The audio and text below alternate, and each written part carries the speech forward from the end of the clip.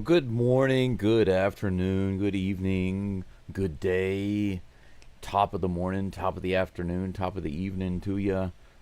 Wherever you are in the world, I hope you've got your nice pint of Guinness and settle down for a nice game with a little bit of fun, little bit of happiness, little bit of reunion.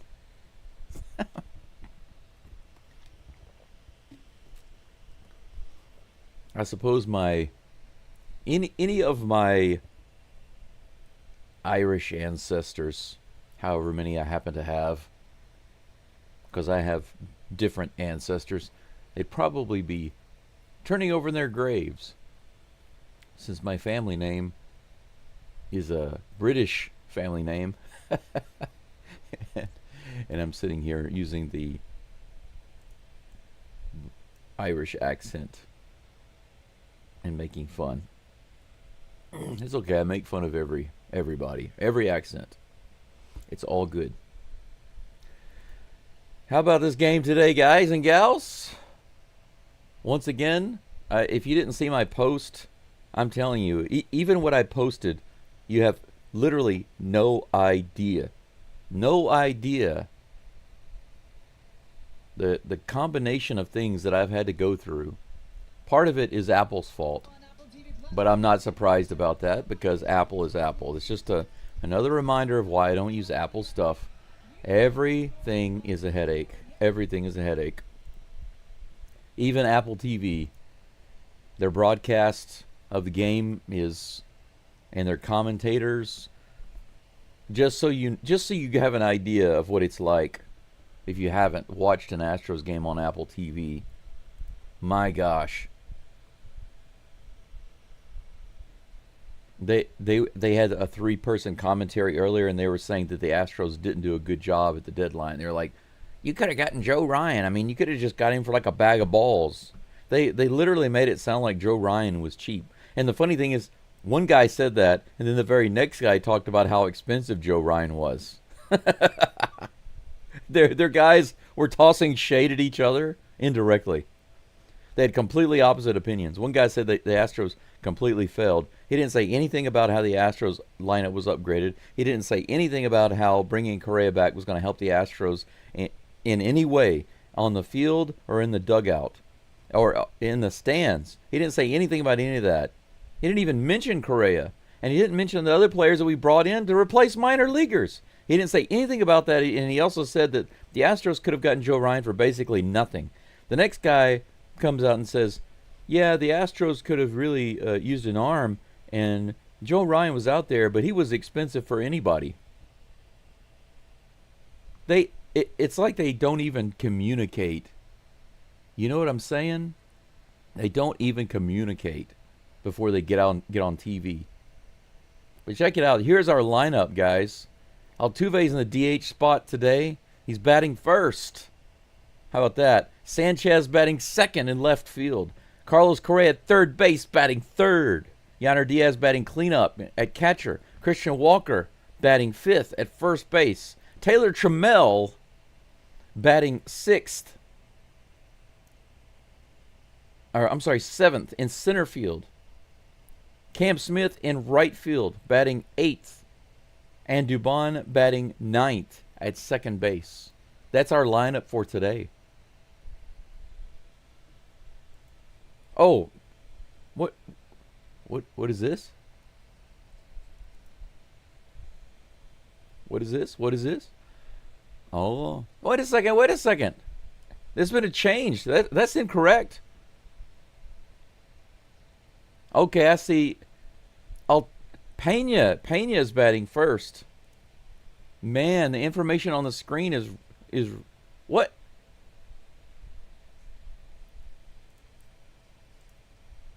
Okay, guys, check this out. There's no information on the Apple TV screen. I can't see the lineups or anything, okay? So I have to use ESPN. ESPN, for some reason, had Pena missing. Pena just led off with a hit. I'm telling you, this is why I hate Apple TV. First pitch to Altuve was in there for a strike. Second pitch is high and outside for ball one. Everything on the screen is in a different location, and there's a lot of information missing. Give me a second to get used to it. Way outside the Swiffer, it looks like. 2 balls and 1 strike to Altuve. I need to readjust my...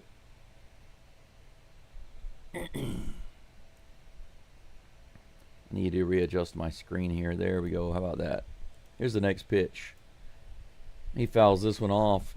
2 balls and 2 strikes to Altuve. Pena is on with a hit, by the way. Pena comes up to the bat and wastes no time getting a hit to center field. He's already producing, guys. Yes, this lineup seems so much better. It feels like we have some guys in there, not because we have to have them, but because we want. Looks like it might be a double play. Man, Altuve, what are you doing? You're hurting me. Altuve grounds into a double play.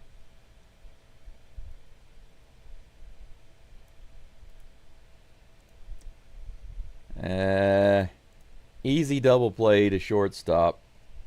Pena is thrown out. Altuve's thrown out. 2 away. I don't know. Does anybody say that it's good? Does anybody say that?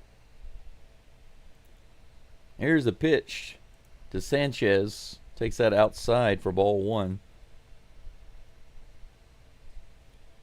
Come on, Sanchez. Our new left-hander. Swing and a miss, low and outside. Ball. I'm sorry. 1-1 is the count.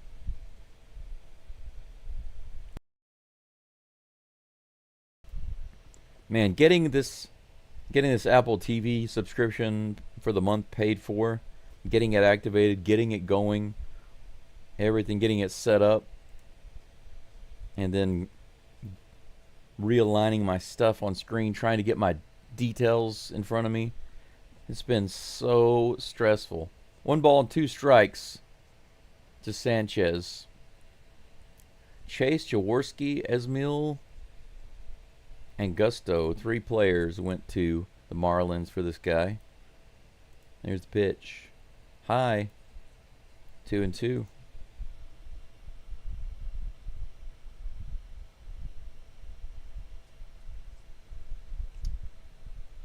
Everyone, thanks for being here. I'll get to you in a minute.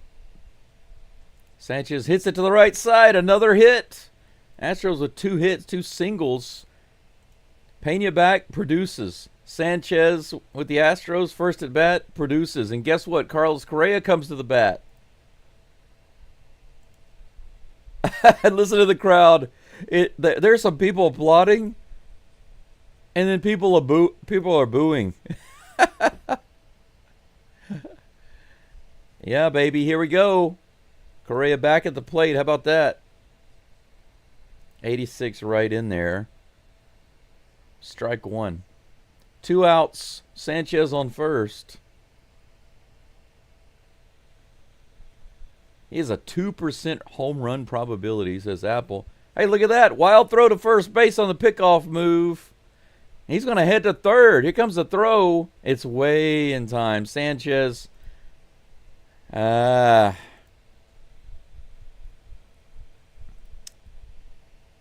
base running there. When he came up around second, they didn't even have the ball yet.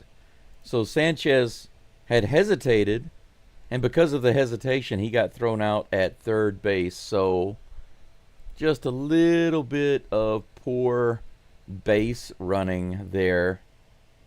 I'm not sure if he was told to go, but whenever he came around second, he slowed up and he looked back at first to see that they were still trying to get the ball.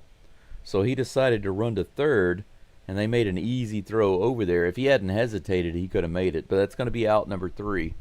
Real quick, I want to give you guys some love in the live chat. Thank you so much for being here. I am so glad to be here today. If we hadn't made any decent trades and Correa hadn't been here, I wouldn't have tried so hard to get this Apple subscription set up today, because it took me so many hours, about 5 hours, and I didn't get to bed until nearly 2 a.m. I'm definitely under-rested today. But anyway, Jordan, DeLion, Texas Dave, Houston, Texas Dave, Ace of Waters, Abel, Raymond, Gregory, Brendan, Shrewdly Done, Fish-Eyed Fool.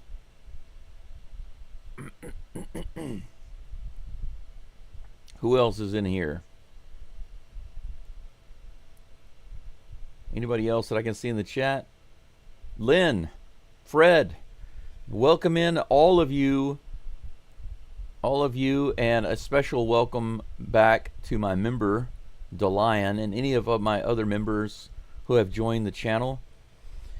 I appreciate you very much. If you guys are interested in using any of the custom emojis in the chat, for example, like this one here, Ghostros, or the one I made for Caratini, the Batman. I've also got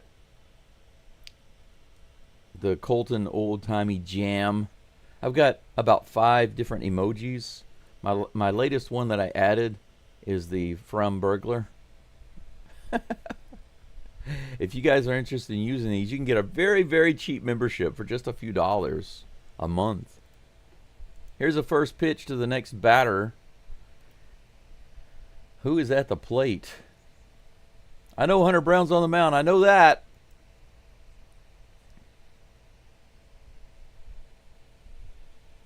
Anthony is at the plate. Here's the pitch.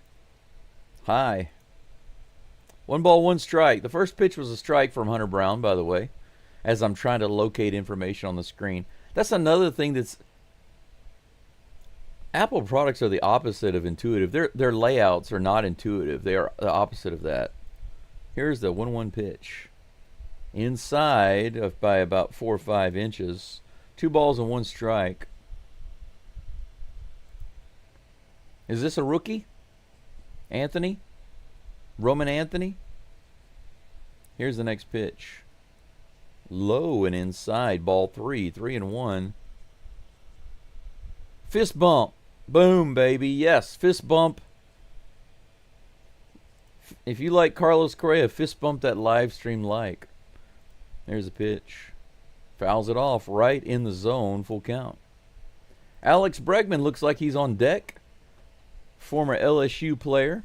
This was what happened earlier. You can see that, yeah, it was a really bad decision there to go. You can see right there he hesitated and then he ran around. If he hadn't hesitated, maybe he would have made it, but it wasn't a guarantee, I think. It's okay. He's already trying. He's already trying to make it happen. He's got my favorite number, number 4. Here comes the pitch, baby. Fouls it off. 98 miles an hour on the outside edge. The count remains full. The count remains just like Astros haters. Full.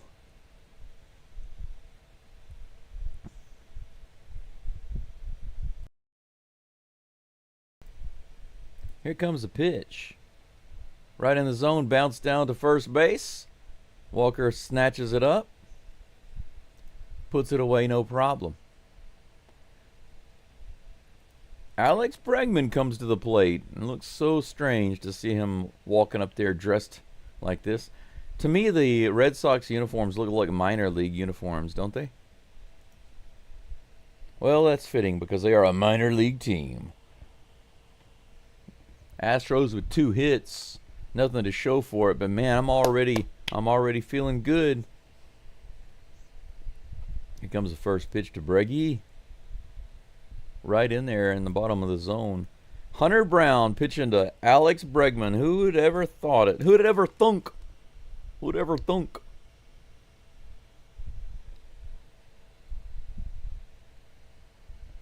Casey, you have to get behind Carlos. You have to. You have no choice. Here's the pitch. Opposite field hit for Bregman right past second base.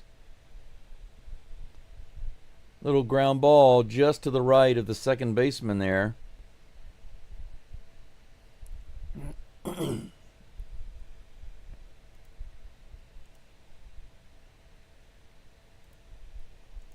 If I had been Bregman, I just would have been looking for that fastball the whole time. Runner on first base with 1 out.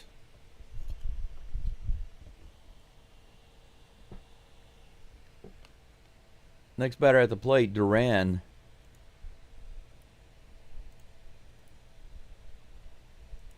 That's a strike.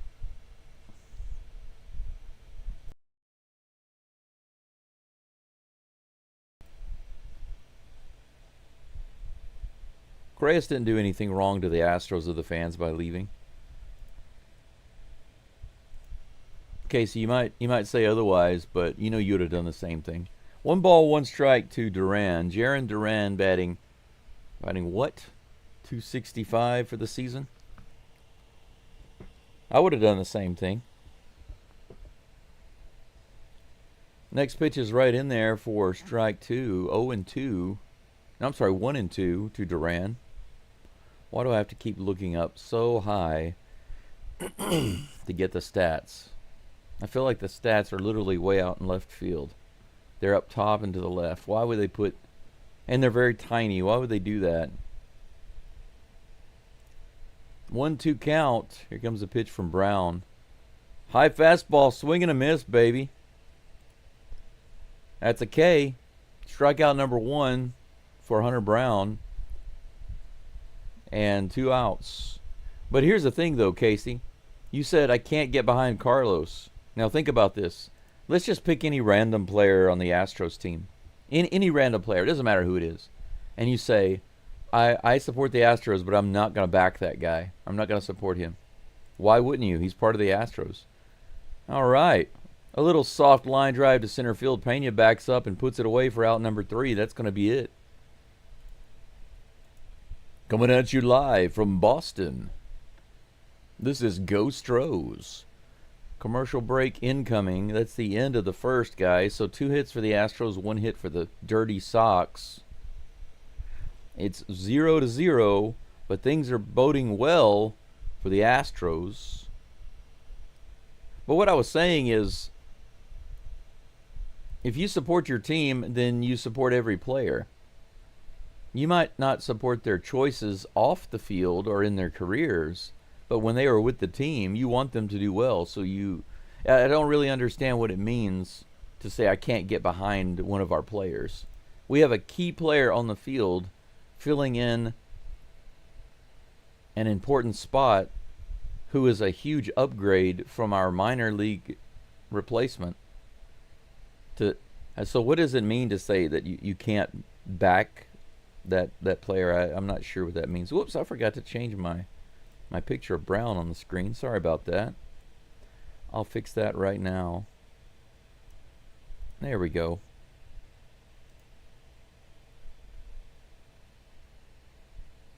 It's kind of like if a movie comes out and the movie was made by somebody in your family, right? And you want to support that movie because you care about the director. The director is like your cousin or your brother or something. It's your family. And he makes this movie, but you tell him, you know, I can't support that actor, you know. And so he wants to know, are you going to come see the movie? And you say, I'm not going to come see the movie. I support you and I wish you nothing but the best.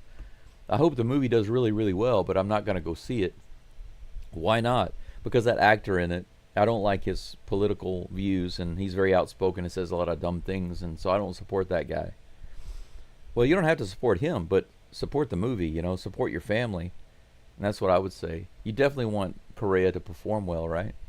Speaking of Correa, he's back up the plate again. Round 2. First pitch. He hits it high into the air over to third. Bregman puts it away. A high fly ball into foul territory in the very first pitch. Out number 1.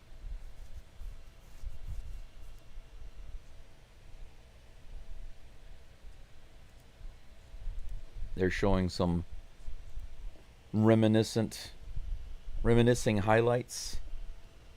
Some nostalgic highlights. Diaz at the plate.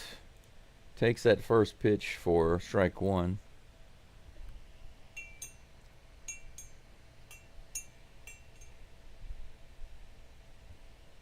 Here's the next pitch from Criswell. Bouncer to third. Bregman cuts over. And he grabs it and throws Diaz out. If that had been Pena or Cam Smith or even Altuve, they would have made that infield hit for sure. But Bregman made a nice play on it.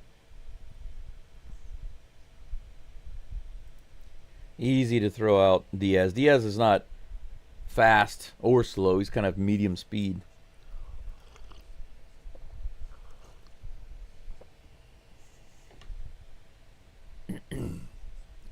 Two away just like that. This is a whole new team. Yeah, it is like a whole new team, Jay. It feels like we got some energy. Be nice to see another hit right here. Man, we've already been through some good guys, and now we have Christian Walker at the plate. It's nice to see the lineup like this. It's right in there for strike one. 2 outs. Criswell on the mound for the Sox. His pitch count is up to 16. This next one will be 17. Here it comes. It's hit hard to the left field, all the way out to the Green Monster. Is it going to be off the wall? No, it's gone. It's a home run. Christian Walker hits it out of the park over the Monster, baby. And an Astros fan gets the ball. Yeah, that's right. Talk about memories. I went to Boston. I sat on the green wall, and I got a homer from Christian Walker. 1-0 Astros. Man, I'm telling you, the Astros are good in Fenway. Criswell gives up a homer on a 2-out, 1-strike pitch count. Yeah, baby. And that brings up the tram. It's your turn, bro. It's your time. Uh-oh. Oh, no, that's fouled off. Nice rip by Trammell. Brendan says, finally, the Space Cowboys lineup is gone. A little inside. Was that a strike? Yeah. Trammell looked a little confused about that. It was close. Can't complain too much. It was close. 1-0 Astros. We got 3 hits already. Low and outside. And you see, this is what happens. Correa comes back. We get a couple of other players. And now Walker is pumped. He's going to hit 25 home runs the second half of the season. Here's the pitch. Oh, low and outside. Swing and a miss. The tram goes down. But the Astros are up 1-0 with 3 hits. Right over the Green Monster.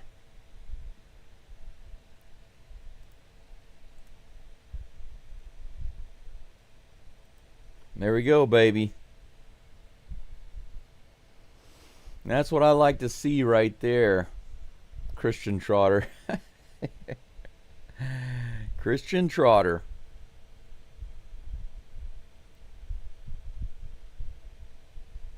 Good start here. I'm liking it. 2 hits in the first inning. Could have had a guy in scoring position with Correa at the plate. Turned out to not be anything. But it was a good start. Get a couple of hits right off the bat. Jeremy Pena, first at bat, got a hit. Unfortunate ground ball double by Altuve. But after that, another hit. I think that if Altuve had not gotten the double play, if he had grounded into a fielder's choice and gotten Pena to second base, then it could have been possible to drive Pena in. Because with that next hit by Sanchez, I believe that Pena would have scored. And then after that, who knows what would have happened. But I think it could very easily be 2-0 Astros right now. Yeah. We need a really awesome game today on both ends. We need, like you said, Texas Repo. We need Hunter Brown to just completely dominate. And then we need the Astros to score a bunch of runs. And I think they can and they will.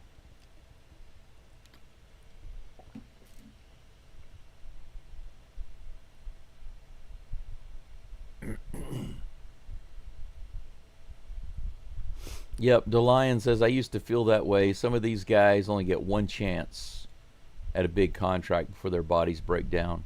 Yeah, and you've seen that several times in MLB where the club that they're with is either unable or unwilling to pay them what they deserve. And now think about that. How can you bash a guy? I mean, think about it. If he can make an extra $35 million or something like that, that's a lot of money. If he can make an extra $35 million to go somewhere else, you know, God bless him. I think it's overpaying.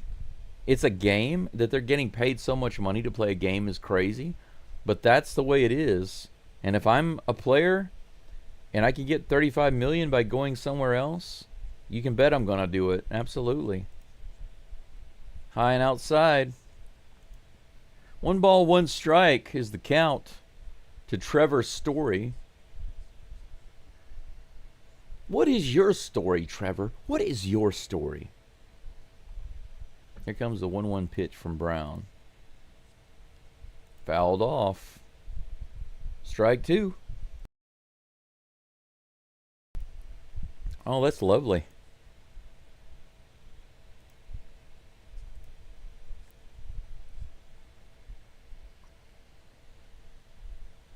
One ball, 2 strikes, no outs. Bottom of the second.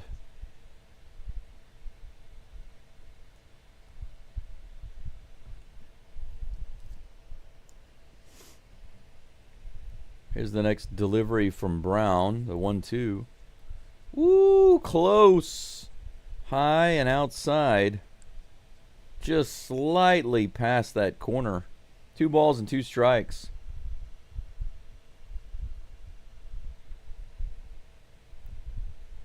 Two balls, 2 strikes. Here comes the Tizos.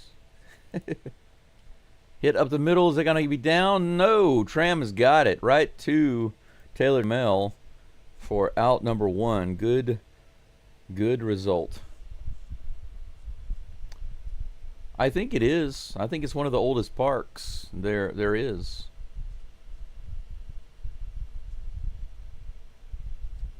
Gregory's one of our members also. Special welcome in to you as well, sir.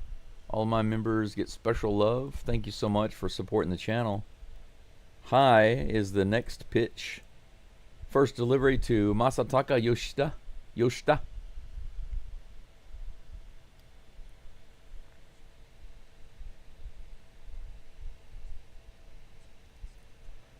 That reminds me, this Japanese player reminds me, I've got some possibilities coming up on the horizon very soon. On the inside, called strike 1. The count is 1-1. 1 out, nobody on here in the bottom of the second. 1-1 is the count to Yoshida. Masataka Yoshida desu. Ganbarimasu ne. Hai, so desu. Inside again, another strike. 95 miles an hour on that inside edge. 1 ball, 2 strikes. Brown painting the corner right now. Today, my favorite painter is Hunter Brown. I like a classic brown. Knuckle curve 84 miles an hour, fouled off. The count stays 1-2. Boom, there goes the dynamite. There goes the dynamite, baby. People are even talking about trying to get Pregame back, but why would they do that right now? There's no room for him on the team. Here's the pitch. Swing and a miss on that high fastball. Man, that one was way out of the zone, but I think Yoshida was a little gun-shy about taking anything from Hunter Brown. It's being called strike, strike, strike, so he went after that one, couldn't get anywhere near it. You can't handle the Brown. Out number 2. 151 strikeouts this year for Hunter Brown. That's the second one of the game. 96 miles an hour on the inside. Strike 1 to Carlos Narvaez. That's a strange last name.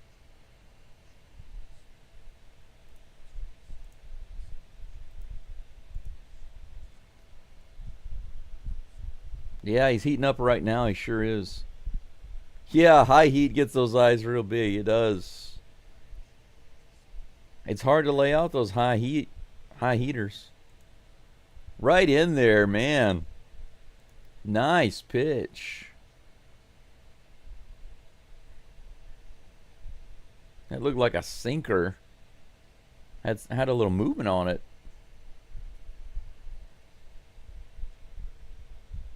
Here's a pitch. Hit to the left side. Pena dives and grabs it. Throws it to first base. Makes the play. How about that? Does Pena look good or what? Pena comes in right off the bat. Gets a base hit. Makes the great play on defense.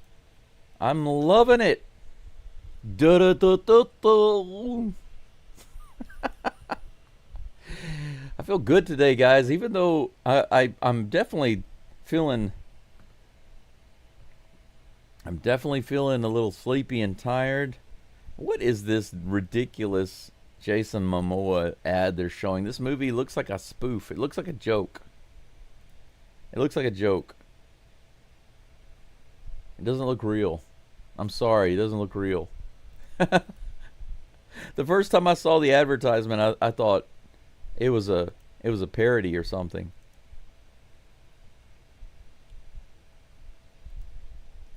Okay. They're trying too hard. Diversity tribal movie? That's what it looks like.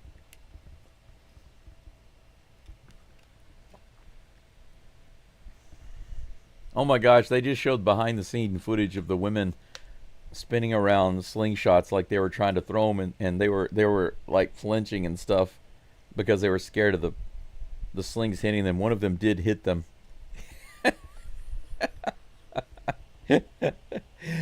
Oh man, it looks like a B film, a B budget, a low budget B film. Yeah, Spartan DEI. Yes, that's right. Maybe they're gonna call it $4.99 or $2.99. That's what it'd be. $2.99. $2.99.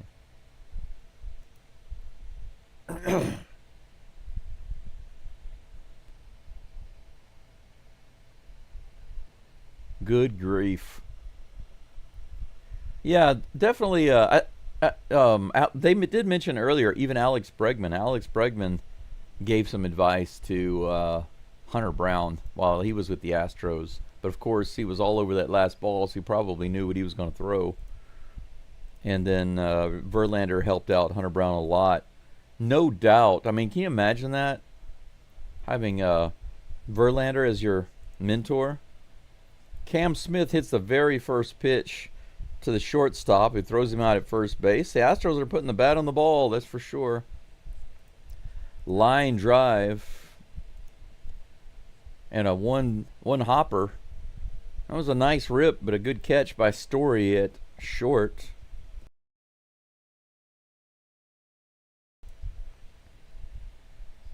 Dubon at the plate. That's in there for strike one.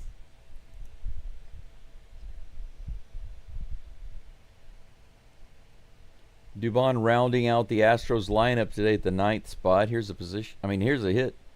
Line drive to the second baseman. Once again, the Astros are hitting the ball, but right at the Red Sox players.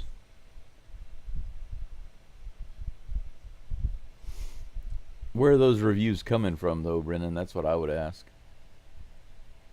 126 people tuning in and only 47 likes. That is a massive discrepancy. Where are you guys at on the live stream likes? Drop a like on the live stream. Goodness gracious. This is hit right through on the very first pitch. Pena again. 2 pitches, 2 hits right off the bat. Pena 2 for 2 today.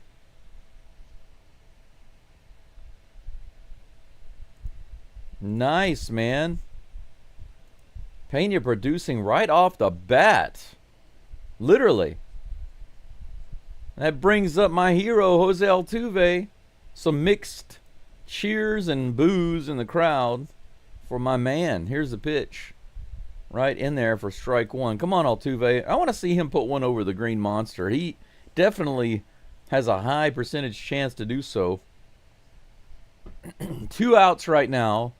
Pena on first base. We got the flashback, baby. And Superman at the plate. Let's see a dynamic duo here. Opposite field line drive, but it goes into the stands for strike 2.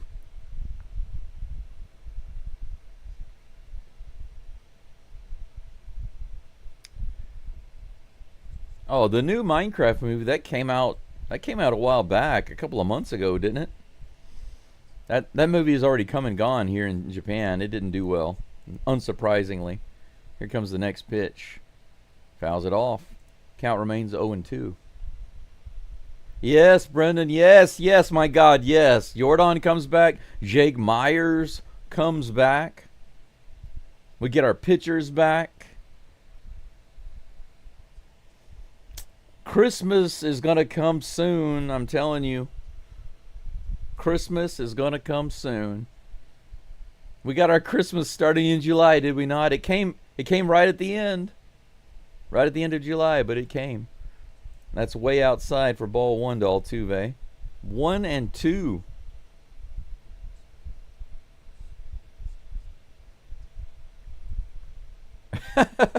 Verlander goes to Walmart. Let's put a few 4-inch lift kits on the truck while he's getting his oil change. Grab your wrench. Too far inside on Altuve. 2-2 is the count. Make him work. Make him work, Tuve. I feel really nice. I feel really good in it, and it feels nice to see that Altuve, with his first game back, doesn't have to work his butt off. He can just relax and focus on hitting in the DH spot. Outside, full count. 3 balls, 2 strikes, 2 outs. Pena on first. He can get a head start now on this pitch.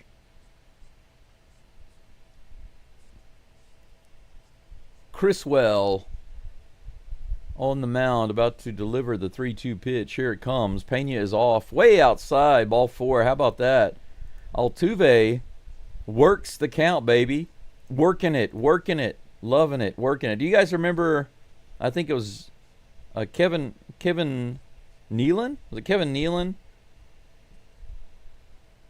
that used to do that? He was with Saturday Night Live. Working it, feeling it. Was it him that said that, if my memory serves me correct? 2 runners on with 2 outs. That brings up Sanchez. Ooh, swing and a miss. Sanchez does have a hit. Opportunity to drive a run in. We have runners on first and second.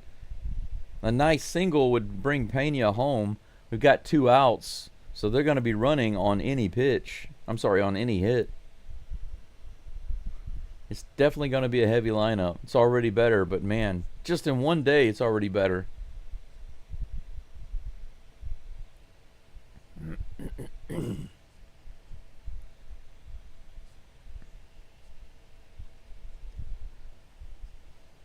Oh, and 1 is the count to Sanchez. Here's the pitch. He hits this one down the right side. He gets jammed.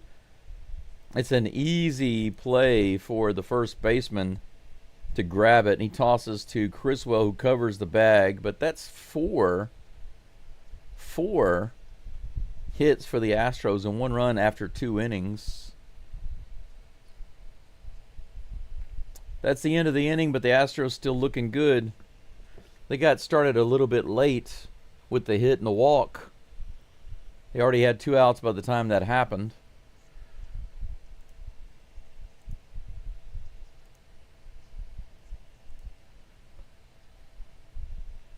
That's a lovely yellow dress.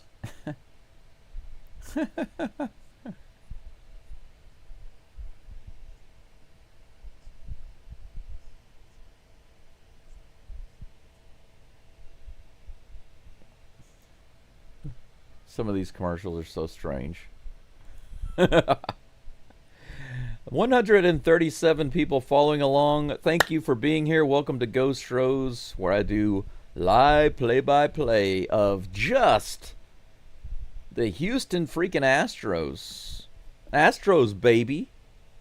I don't have anything to do with other teams. You're not going to see me doing live play-by-plays of the Stankies or the Draft Dodgers or the Curbs or any of those other wannabe market teams, those overvalued and oversaturated bandwagon teams who focus more on image and fashion than depth and soul and spirit and the power of friendship. The Astros here have spirit. If you're an Astros fan, I appreciate you liking that live stream right below the video. Thumbs up, baby. And if you're a true Astros fan, a little subscription, just a little subscribe would really help out.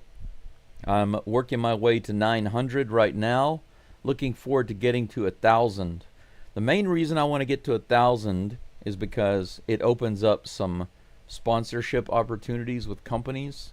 I can't get sponsorships with a lot of companies if I don't have at least 1,000 subscribers, which doesn't make any sense because my views and my watch hours are very high. There are some channels with 20,000 subscribers that don't have the watch hours that I have. I have a lot more people looking at my videos than a lot of bigger channels. Here's the pitch. Outside, Wilyer Abreu is at the plate. But if you guys and gals help me get to 1,000 subscribers, then I can see about getting some sponsors. Here comes a 1-0 pitch. High and outside, ball 2, 2-0.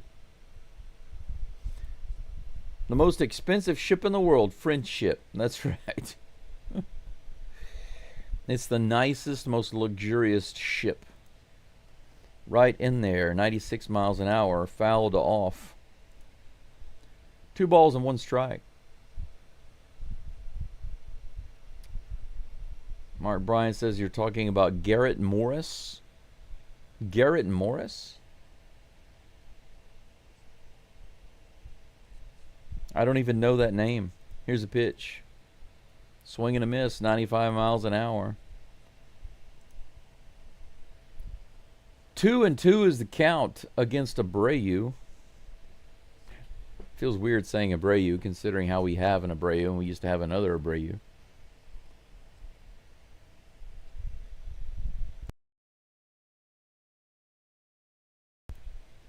Two balls, 2 strikes, no outs.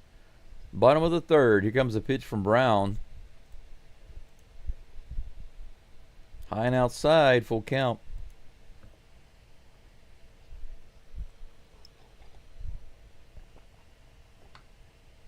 Yummy, yummy. Boston out there looking like the Oregon Ducks. Yeah, that's true. This is hit out into left field. Should be a lazy fly ball for Sanchez, and he's got it no problem. First catch in an Astros uniform. Congratulations. Might as well make it an easy one.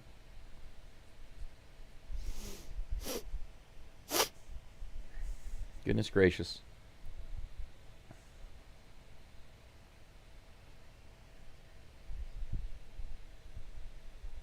Next batter comes to the plate. 1 away, no runners on. Here's the pitch. Ceddanne Rafaela immediately hits it straight to Correa, who fires it to first, no problem. First defensive play there by Correa. Easily scoops it up, fires it over to first base. I have to say, man, it feels so nice. I feel like I'm in a time warp right now looking at Correa in that orange uniform.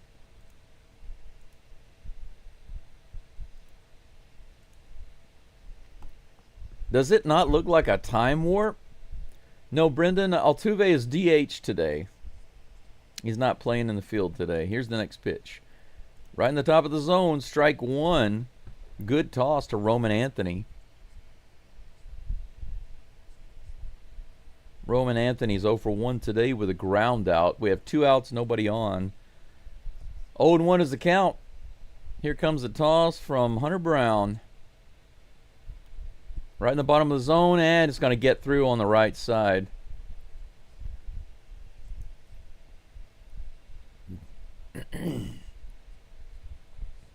Dubon can't quite get to it. That's going to be a hit through the opposite side there. 1 runner on with 2 outs. DeLion, that's hilarious. Someone said it feels like the timeline correcting itself.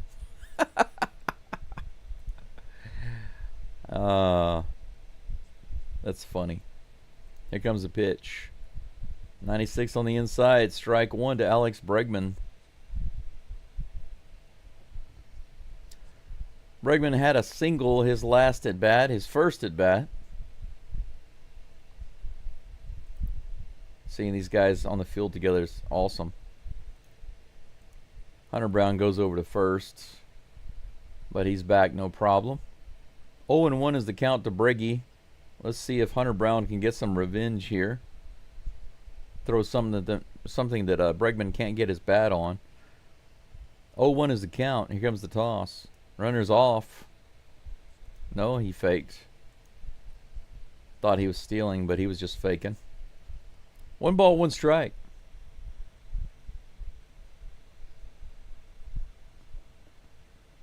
Yeah, you're right, DeLion. That I'm having some strange feelings looking at it. Here's the pitch. Swing and a miss. 92 in the bottom of the zone. What looked like a knuckle curve. I think that was more of a slider. That was a little fast to be a knuckle curve. He doesn't throw a knuckle curve that fast. 1 ball, 2 strikes. Here comes the toss. That's hit hard to left field, and it's going to be down for a hit. Sanchez brings it hard into third, but the throw is off. It goes wide. He could have scored on that play, but he didn't run. Brown had some trouble getting it behind third base. Sanchez made a really hard throw. He tried to bring it into third base as quickly as possible to try to get that out at third, but he just made a wide throw. And not a big deal because it came in too late anyway. If you take a look at it here, I think even if the throw had been on target, yeah, probably not. But for some reason, we got lucky there because he decided not to go. And when he decided not to go, the ball bounced around for a while. He could have scored, I think, easily. Now there's a little meeting on the infield. Hunter Brown has given up a single and a double to Alex Bregman. That's not good. Bregman getting the better of Brown today. This is Bregman's strategy to spend so much time working with the... That's why he's hanging out the bullpen. He's like, you know what? I'm going to get a payday one day. I'm going to go play for another team. So I'm just going to mentor all the pitchers and tell them what to do. And they're going to adapt to my style. And whenever I play them, I'll just go gangbusters. That would be like 3D chess, right? 4D chess. Jaron Duran at the plate with runners on second and third and 2 outs. Here's the pitch. Nice knuckle curve in there for strike one. 84 miles an hour. It is almost surreal. It feels like that.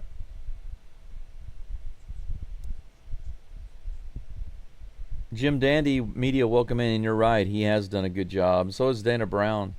So is Jim Crane. Everybody's doing a good job. Fouled off. 97 on the inside. 0-2 is the count. Abel, that's an interesting question. I wonder if Dusty Baker is watching. You know what?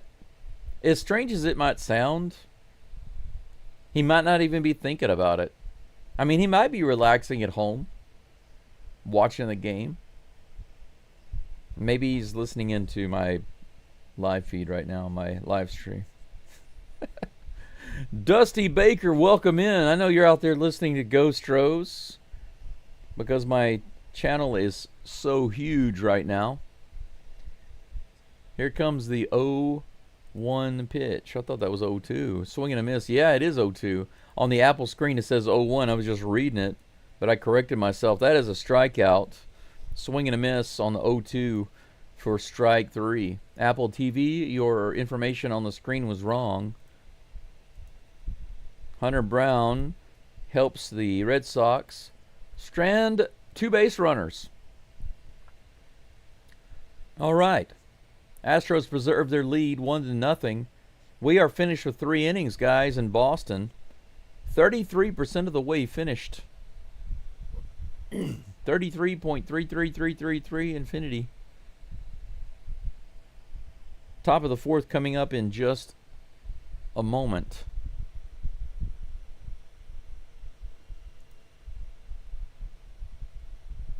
Gregory says I have one of his rookie cards. Which player? Bregman? I used to have so many Glenn Davis cards. I actually finally got a Glenn Davis rookie card. And back then, I was a kid. It was so difficult to find a Glenn Davis rookie card. It's not like it is today. I couldn't just go on the internet and look on eBay. I had to go to the comic shops, and the comic shops were not in my town. At that time, I basically lived in the countryside area outside of a small town, and in that town was no comic shop. It wasn't big enough for a comic shop. You had to drive about another 45 minutes to get to Shreveport. Shreveport was the biggest local city.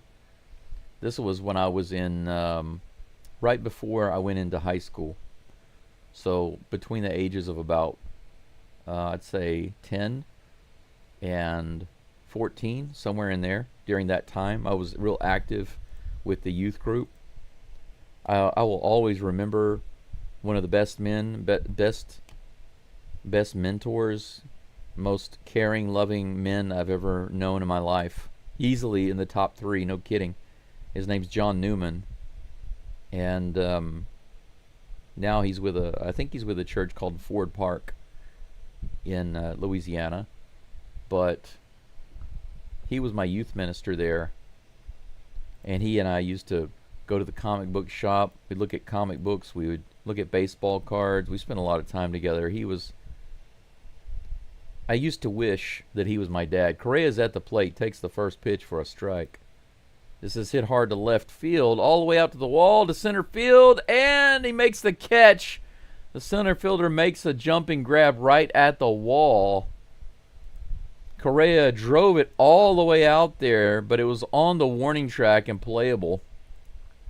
Deep drive by Correa, but he put a little bit too much air on it, and it gave him enough time to get out there and get underneath it. Not an amazing catch. Plenty of room before he got to the wall there.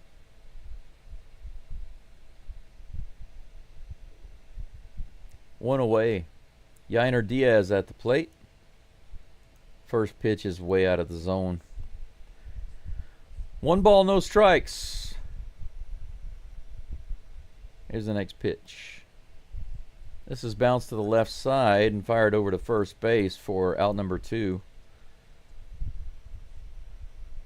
That throw was way off the bag, but he tags Diaz. 2 away. Gregory, if I'm not mistaken, my main rookie card for Glenn Davis was the Donruss, if I'm not mistaken. And I paid a whopping $5 for it.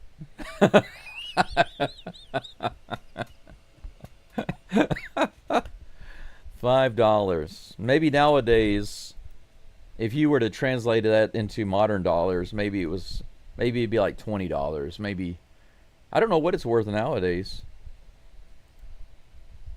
That pitch is in there for a strike. I didn't even see the first pitch. They're interviewing some coach with the Red Sox. The count is 1-1 to Christian Walker with 2 outs. They were talking to Alex Cora, actually. The bench coach now with the Sox. 88 miles an hour, out of the zone, swing and a miss. 1 ball and 2 strikes.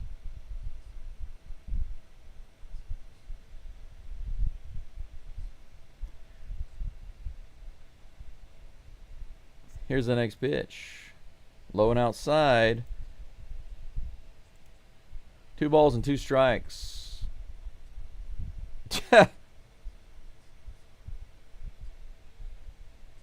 Jim Dandy, you're tossing shade at where I was born, city where I was born. Swing and a miss. Walker strikes out and goes down for out number 3. 1-2-3 inning there. Is that the first strikeout there? Of course it would be Walker. That's disappointing. Walker, I was thinking that he would have another nice hit. But at least he's got the home run. The pitcher gets a little bit of revenge. That is the end of the top of the fourth. We go into the bottom of the fourth. Little bit of a commercial break right now. You said this dude doesn't respect Biggio. Who are you talking about, Texas Repo?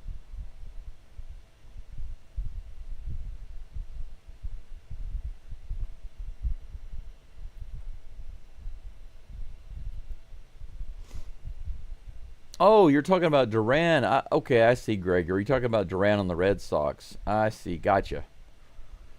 Yeah, Gregory, I wish I had all my cards back. A lot of my comic books are actually still in America at my brother's apartment. There are a ton of comic books there that I put. They're all in individual sleeves, and they're in a cedar chest that my grandpa made. And so they're closed and protected to this day. They're still in perfect condition. No bugs will get in there. It's aromatic cedar, so they stay away from it. It's perfectly protected. But there are so many cards and even extra comic books that I used to have. I wish I had all of those. I wish I still had them. They'd be so awesome. Just to see them again and look at them again. Sometimes I want to buy some of these old packs of cards. You know, some of these old ones are not very expensive, right? You can get these really old packs of Topps and Donruss. Maybe Fleer. The more expensive ones like Upper Deck. There's another one, I can't remember what it's called. There are a couple of premium cards that came out later on. More expensive. The ones that were really popular with the King Griffey Jr. rookie card. That was a big one that everybody was trying to get back in the day. I did get a King Griffey Jr. second year card that was really nice. That was exciting to get because it was hard to get. But I'd never got his rookie card. His rookie card was the one that everybody was trying to get. That was the hot one for a while, right? Hunter Brown back on the mound. There's the first pitch. Now they're talking to Espada. They just chatted a little bit about Hunter Brown. First pitch to Toro. It was a strike. 0-1. Here comes the next delivery. Right in there. 95 miles an hour. Strike two.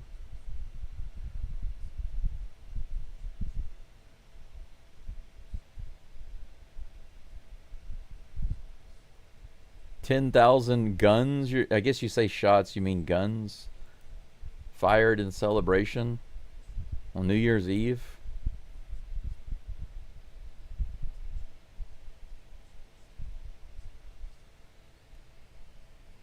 I was living in Shreveport at that time, and I have no idea what you're talking about. Here's the pitch.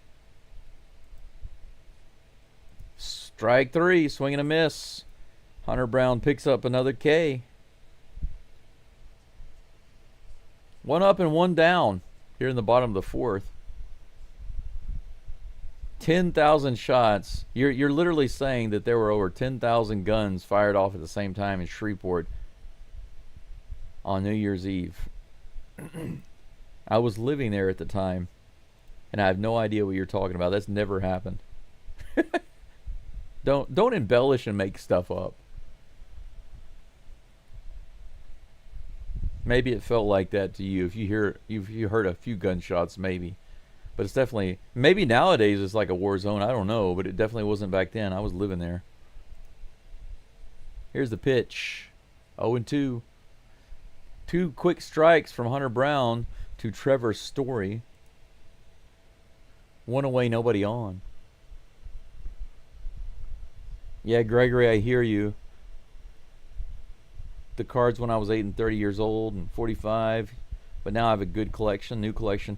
I'd like to have another one. It's just one of those things, you know, it's down the list right now for me. Here's the pitch. In the dirt.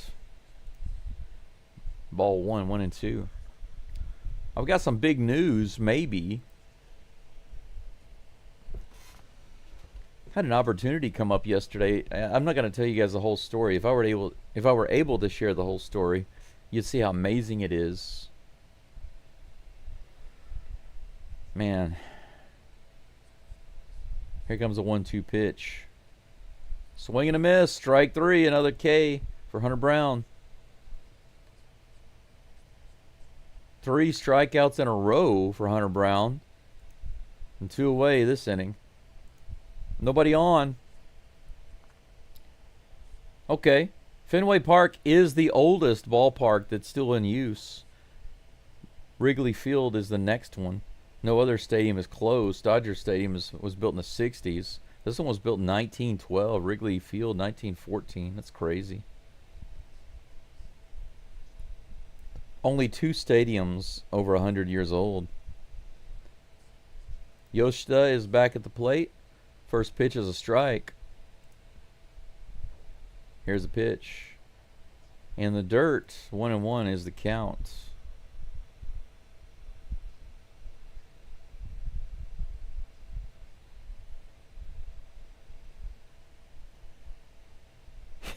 Jim, maybe you were hanging out in the hood.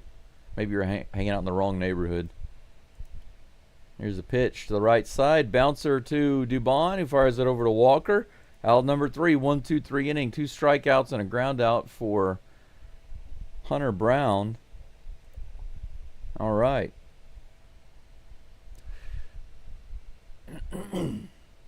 Yeah, from 2002 to 2003, for that New Year's, my daughter was she was 2 years old, just barely 2 years old. And I had bought my first house, and I was living in a kind of a, I guess you could say, middle class area. Not the best area, but moderately safe. Moderately safe. Moderately safe area. And the only thing we heard that night was fireworks. Didn't hear any gunshots, not in that area.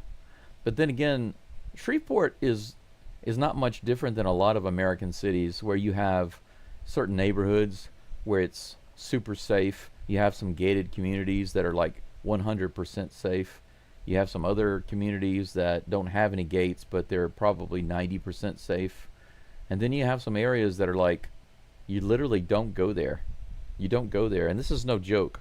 When I was doing digital cable installations, satellite installations, and all of that, and digital cable and digital internet support and troubleshooting, there were certain streets that were off limits. Whenever we would get a call to do an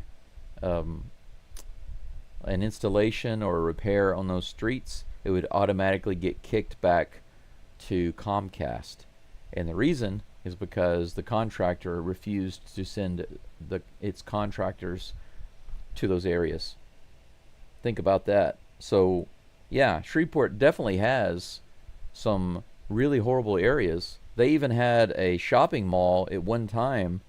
I remember it got bad pretty early, because when I was a kid, when I was a teenager in high school, me and my friends would sometimes go to these different shopping malls. There were a few different shopping malls, and there was one particular one that started kind of getting taken over by a lot of gangs. They were just going there and hanging out. And at that time, it was still moderately safe. And me and a friend of mine were there one day, and I had my hat on backwards. Sanchez at the plate. No, that's Trammell. I'm sorry. He grounds it on the very first pitch to the first base side, and he gets thrown out. Out number 1, just like that. Top of the 5th, 1 away. But a policeman was there as a security guard, and he walked over to me, and he said, "Son, I'm going to have to ask you to turn your hat around." And I said, "Are you serious?" And he said, "Yeah." And I said, "Why?" And he goes, "Well, to be honest," he goes, I can tell by looking at you, you're not a gang member." First pitch is in there for strike 1 to Cam Smith. He grounded out his last at bat. Here comes the pitch. Low in the zone, taken for strike 2. 0-2, just like that.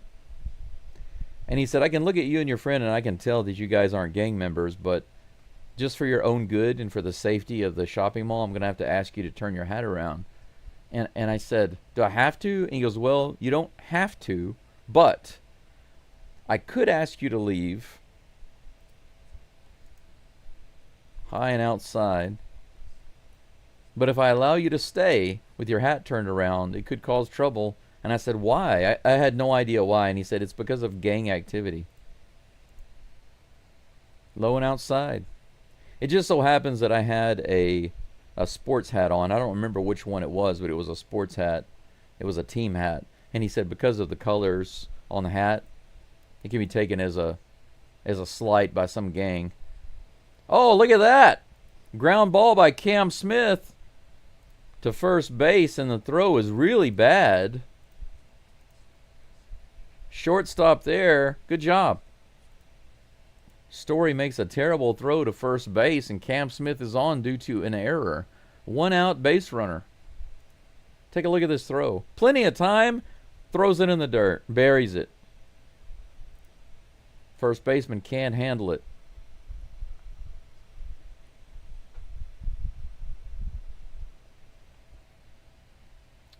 Here's a pitch. High and inside. Well, yeah, Jim, you're talking about neighborhoods. There are definitely certain neighborhoods you don't go into in Shreveport. But, you know, there are neighborhoods like that in Houston. Neighborhoods like that in Dallas. Everywhere you go, there are neighborhoods like that.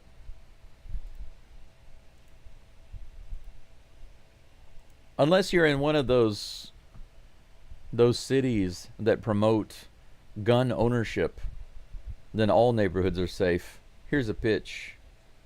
The 1-0. Ball 1 to Doobie. Here's the next toss. Woo, nice rip. But foul. Opposite field. 1-1 is the count. DeLion, I know how you feel. Getting pulled over just because you look like you don't belong. You know, they look for those things, the things that stand out. I was questioned by another police security officer just because I went to a 24-hour supermarket. Outside. 2 balls and 1 strike to Doobie. Smith on first base with 1 out. 2 balls and 1 strike to Doobie. Toss over to first base. Smith is back. I was visiting with a friend one night, and we talked and talked and talked until like 1:30 in the morning. By the time I left and headed home, I thought, oh man, I forgot to go by the supermarket. So I stopped to get some stuff. Cam Smith is off. This is hit into center field. Is it going to drop? Yes, no, it's caught. A snow cone catch, and it looks like they're going to double Smith off at first base.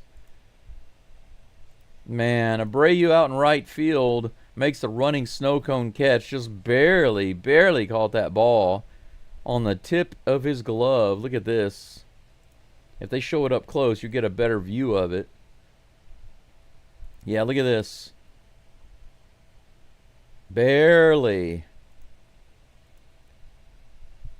Man. All right, so Doobie robbed of a hit. Cam Smith just thought it would drop. So he got thrown out at first base, double play. He got forced out. So, yeah, another base running error.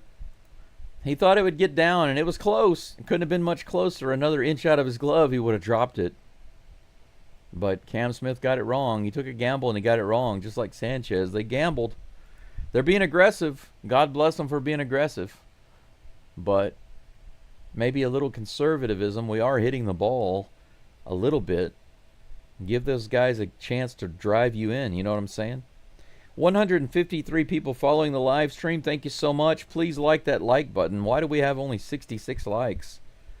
Even if you're a Red Sox fan, I'm not tossing any shade toward the Red Sox. Even if you're a Sox fan, you can like the live stream. If you don't want to subscribe, you can still like the live stream. If you're going to listen in, why not like it? Support what I'm doing. If you don't want to support the channel, you can support at least this live stream. Thank you very much. Let's get that up. If I've got 150 people following, I think that we should be over 100 likes. 'Tis my personal feeling.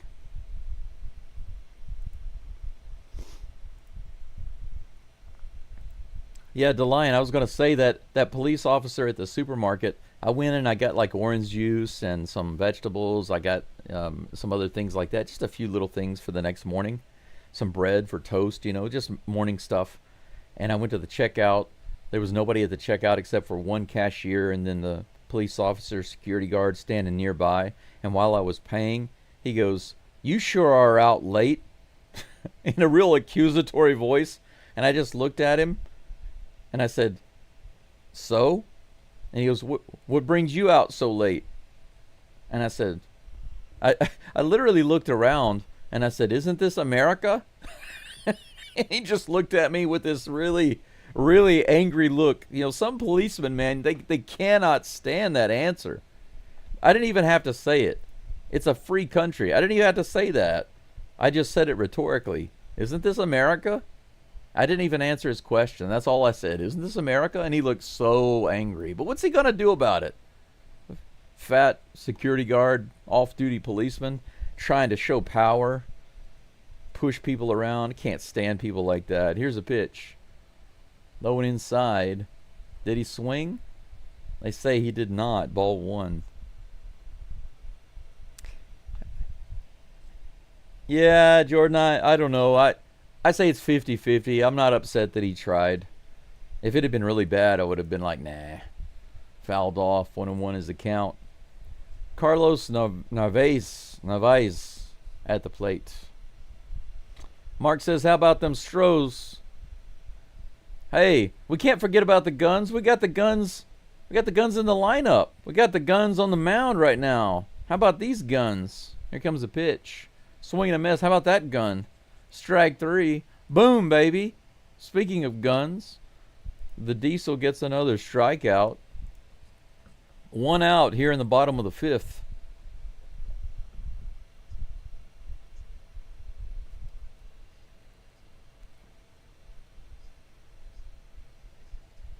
Jim, we can agree on that 100%. There's no less than 1:30 a.m. every day. Very common thing. My question, though, is why have a 24-hour supermarket at all if it's going to be suspicious to go there, you know? It sounds like a sting operation. That's what it makes it sound like. In the dirt, 2 balls and no strikes to Wilyer Abreu. 1 out, nobody on. 2-0 is the count. He flew out his last at bat. Here comes the pitch. On the outside edge, fouled off, strike 1, 2-1. Can you imagine? That's high-level sting right there.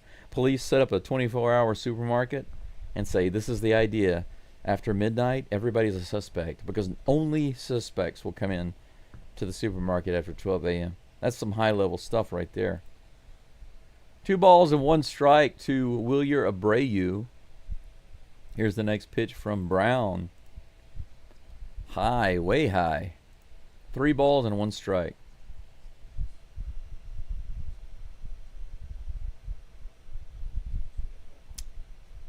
You're talking about Gusto? Yeah, actually, Jordan, I looked that up. He went to college in Florida, but he was born in California. I don't know how long he grew up in California, but he went to college in Florida. Here is the 3-1 pitch. Right in there on the outside edge, hit hard to center field, but Tram is underneath it, and he puts it away. No problem for out number 2. 2 away for Mr. Brown and the Astros. Try to shut this down in the bottom of the 5th and move into the top of the 6th.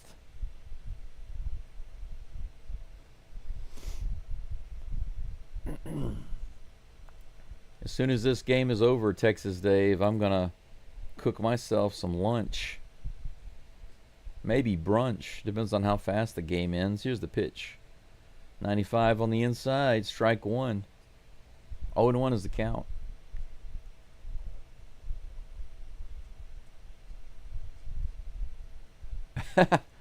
Hunter Brown driving the Diesel down the pipe. He's pumping the Diesel. You're going to drink it. Drink this Diesel. 95 right in there, fouled off. 0-2 is the count. Maybe Brown picks up another strikeout right now. He's doing pretty well so far, guys. 65 pitches. Strikeouts are looking good. Hasn't given up any runs. No blown up innings. Had a little bit of an old-timey jam in 1 inning, but got out of it, no problem. 0-2 with 2 outs. Here's the pitch. Woo! He just barely missed on that upper outer corner. Ball 1.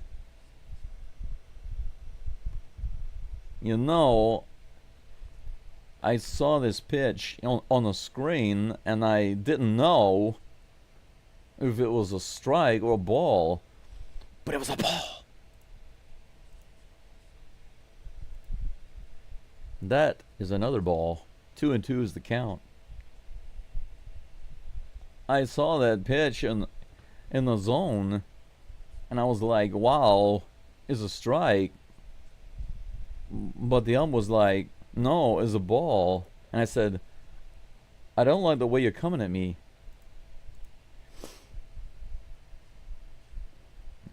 I should practice my walking more often. That pitch is fouled off for a 2-2. I used to do a much better walking, so good that my friends were always asking me to do it, but I'm way out of practice, so I apologize. Hey, all right. Rifle to the right side. Walker scoops it up. Good catch there. Tags the base for out number 3, and that's it for the Dirty Red Sox. In the bottom of the 5th. We go to the top of the 6th. Jeremy Pena due up in just a moment. I'm excited for the bottom of the 6th, guys. I'm excited. The bottom of the 6th. For the top of the 6th. Because we have the top of the batting order due up. And I think we're going to get her done this inning. This is when the Astros blow it up. I can feel it. I can feel it. Yeah. What I need is more cowbell. Good old Chris Farley and Christopher Walken. Everybody else on set cracking up. That's classic. Classic stuff.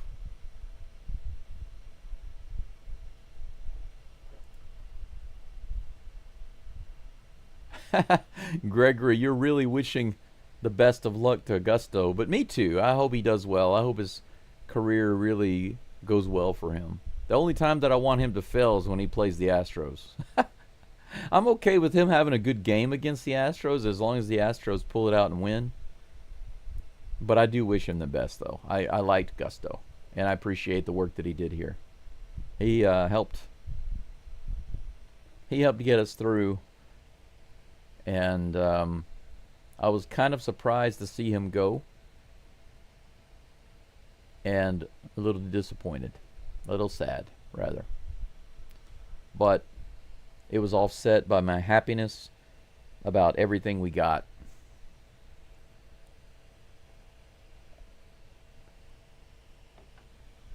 That movie that we were talking about earlier, the Jason Momoa movie, it's called Chief of War.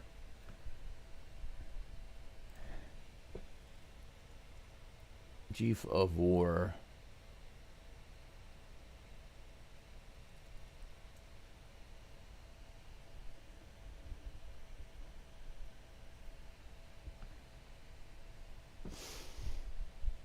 Okay, so it's actually a series. Okay, that makes more sense. It's not a movie, it's a series. That makes more sense because it looks like a low budget film. But now that I know it's a TV series, it makes sense. Pena is in there, takes that first pitch on the inside for ball 1. That could have gone either way. It was right on the line, right on the edge of the zone. No, guys, I'm telling you, you're going to want more cowbell. Pena, all right. Left field hit. Another single for Pena. 3 for 3, guys. 3 singles for Pena. Man. Really looking forward to this second half with him being back. Every single thing that they're throwing at Pena right now, he is just owning it. Jose Altuve comes up with another opportunity here. Looks like Pena learned how to just get singles. Good enough for me. Altuve fouls the first pitch off. He's waggling that bat, and he looks excited, like really chomping at the bit here.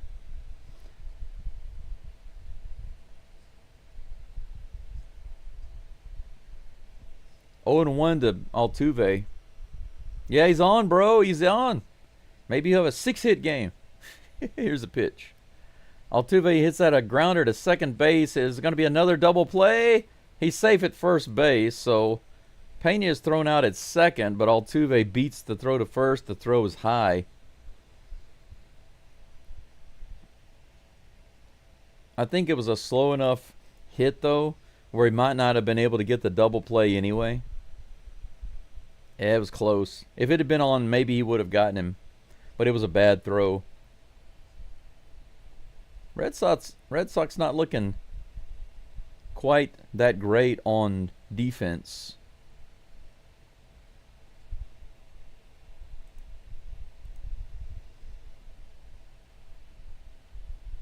Sanchez at the plate takes that one way inside, almost nicks him on the waist.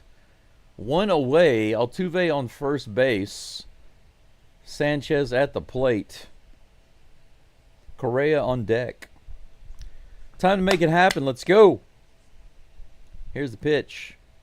Low and outside, ball one. 1-1 is the count. I'm sorry, 2-0. Altuve is picked off at first base by the catcher? What in the world happened? Espada wanted to look at it, then he changed his mind. Altuve was way too far off first base. Not sure exactly what happened there. Once again, a third example of bad base running. Astros have done that 3 times already. We've eliminated 3 base runners with bad base running. 87 at the top of the zone. That looks like a strike. I'm not sure exactly what Altuve was doing there, being so far off the base. I think okay. It appears that Altuve thought the ball got away from the catcher for some reason. He thought it got away from the catcher, and he was trying to determine if he could run to second base, but then there was a throw to first, and he realized, oh crap, he has the ball. Sanchez fouls that one off down the first baseline. Full count. Yeah, Altuve is going back to look at it on the tablet. It appears that he wasn't aware that the ball was in the catcher's glove. He thought it was a pass ball. Okay, so it wasn't just bad base running. He just didn't see where the ball was. Here's the pitch, the 3-2. Chopper to the left side, and it's through. Sanchez with another hit. We got our base runner back with 2 outs. Yeah, I wouldn't say that Altuve is a great base runner. Sometimes he makes some amazing decisions on base, but it's a coin toss. Sometimes he makes some really great decisions on base, and sometimes bonehead. But that time was clearly not his fault. He thought that the ball had gotten away from the catcher. So can't blame him for that. Correa comes to the plate with 1 runner on and 2 outs. Here's the pitch. Outside. How is that a strike? Correa looked at the umpire like, he's laughing like, are you serious? That was about 3 inches off the plate. Correa was right about that one. That was not a strike, but he called it a strike. 0-1 is the count. Here comes the pitch. Outside and low. That one was about 6 or 7 inches off the plate. Yeah, this is the one he called a strike. Can you believe that? These Apple announcers are so terrible. They said just off the edge. That was not just off the edge. It was 3 inches off the edge. What are you talking about? And he gives it to him. It was atrocious. Swing and a miss there. 1 ball, 2 strikes to Correa. Come on, Correa. Let's see another one over the monster. He had a nice drive to center field. He's got the power, baby. Here's the pitch. High and outside, 2-2.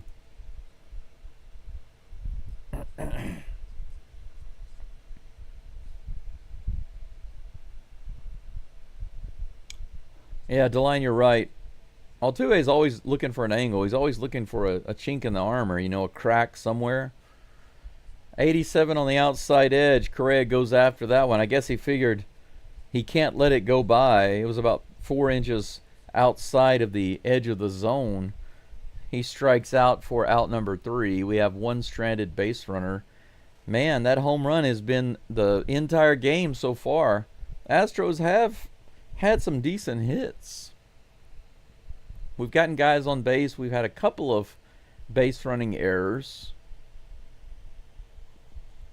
Couple of you had a double play, a couple of double plays, a fielder's choice to eliminate some of our base runners. Right now, how many hits do we have? 1, 2, 3 from Pena, 2 from Sanchez, 1 from Walker.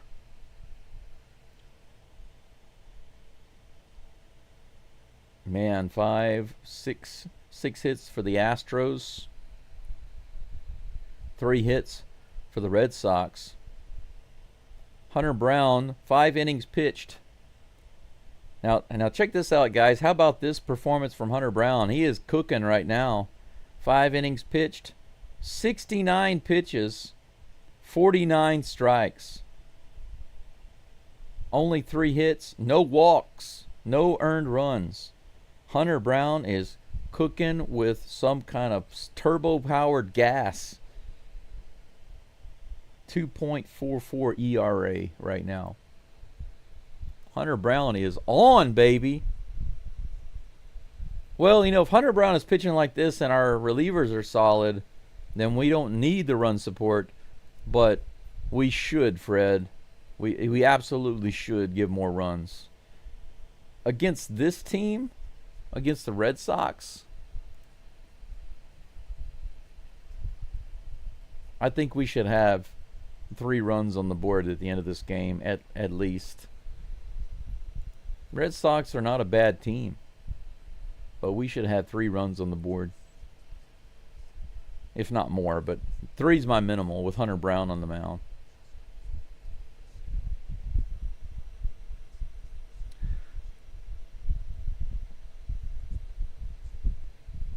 Yeah, you're right, Alan. Just wasted 3 base runners without having 2 on at once. It's hard to do. Not so hard for the Astros to eliminate base runners like that. Bregman is... No, that's not Bregman. He's on deck. Bregman is on deck. They just showed him. Roman Anthony is at the plate. Takes that first pitch for strike 1 from Hunter Brown. Here comes the 0-1 pitch. In the dirt, 1-1.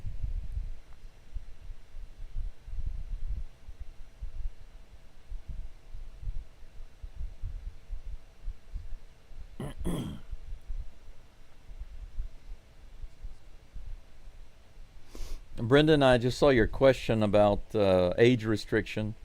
That's on the inside. Strike 2, 1-2.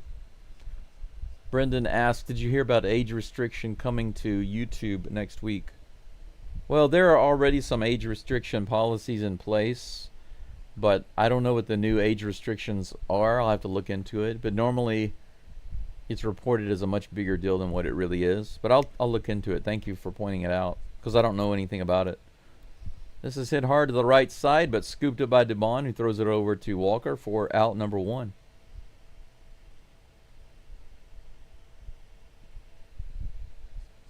One up, one down. Alex Bregman comes to the plate.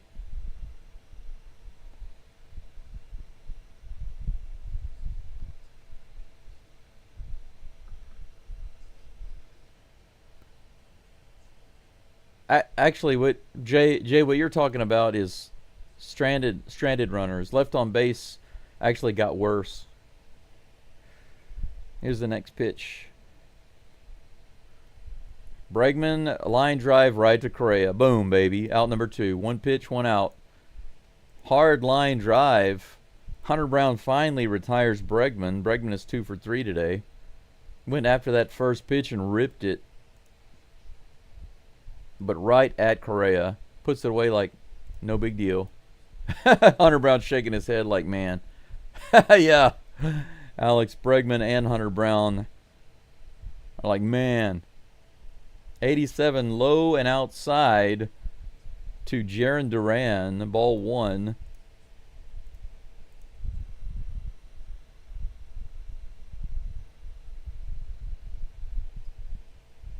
Here comes the next pitch. This is hit hard into right center. That's going to be down. He looks like he's going to go for 2. Here's the throw by a Tram. It's going to come in just a little late. That's a double. Nice hustle there by Duran. 2 out. Base runner on second for the Red Sox. A little inside on that pitch. But a lot of the zone. It had a lot of the zone. Easy one to get the bat on. Not much movement on that pitch.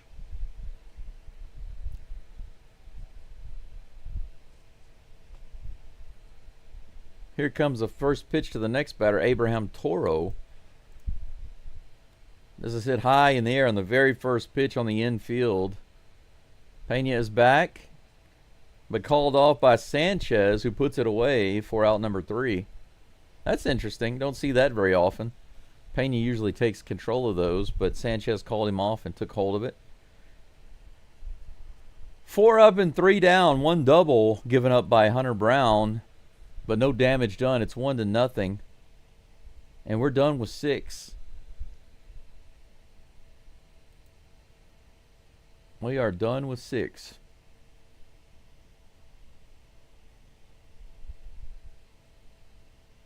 Hunter Brown, 6 innings pitched, 4 hits, no runs, 6 strikeouts, no walks, 77 total pitches. Hunter Brown might be completing 7 innings. You know, if he had a really quick 7th inning, he might even come out for the 8th. Can you imagine that? They probably wouldn't have him do that, though. But he could. If he had like a 4 or 5 pitch 8th inning or 7th inning, he could come back out. I haven't seen Hunter Brown go this deep in a game. 6 innings with 77 pitches. I haven't seen that in a long time, guys. I'm feeling good about that. I'm really happy about Hunter Brown's performance today. It's a quiet performance. But I think the key to it is that he has 6 strikeouts and no walks instead of having like 10 strikeouts, 11 strikeouts, and 1 or 2 walks or 3 walks. It means his pitch count is down, and that's been one of the main issues. That happens because of his control. His control is really on today, and the ball is staying in the park. So, good job, Mr. Brown. Very happy with your performance today.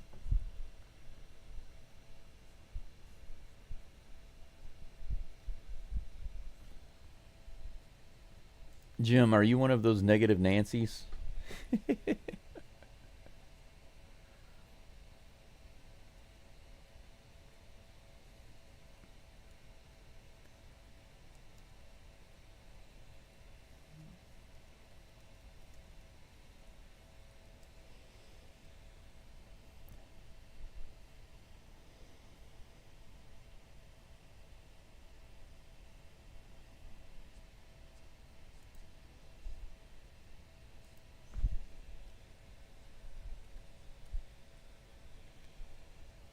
The very first pitch to Yainer Diaz goes in the gap, opposite field. There we go. The opposite field hit king. Very first pitch from Criswell, opposite field, all the way out in the gap. He couldn't get to it.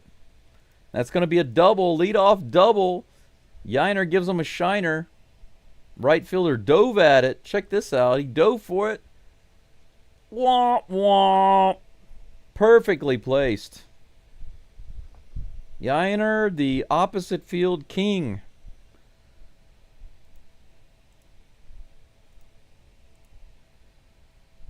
Christian Walker at the plate hits this one straight up in the air on the very first pitch. It's going to be a fly out to second base.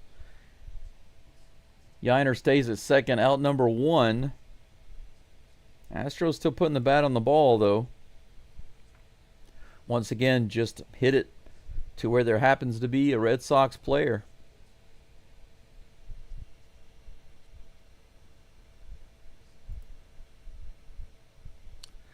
That last comment was not calling it like you see it. That was just a sarcastic comment. Here comes the first pitch to Trammell.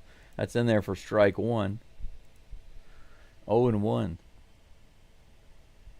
0 for 2 today with a strikeout and a ground out. Let's see if we can get the tram cranked up. Get it going. Here's the pitch. 86 miles an hour. Fouled off for strike 2. 0-2 is the count. Diaz on second base. Runner in scoring position, just waiting to come home. Bring him home. Send him to his home. Don't you want to go home? Don't you want to send the ball to its home? Here comes the 0-2 pitch to Tram in the dirt, 1-2.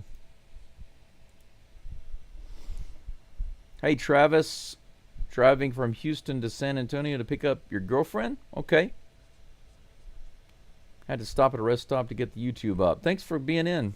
Be safe while you're driving. Thanks for checking in. Welcome back. Here comes a 1-2 pitch. Tram hits that one way up in the air, and it's going to be fouled off into the stands behind the plate.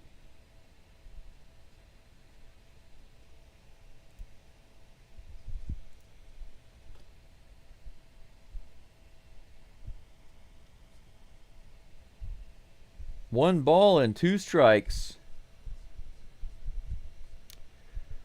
Brendan, who knows?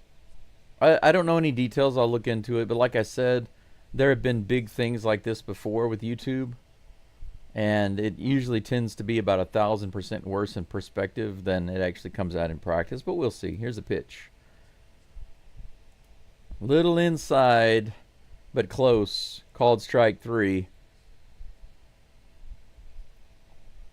If they were using the challenge tools, the strike challenge tools, that would have been overturned for sure because it was about 2 inches too far inside, but Tram was rung up.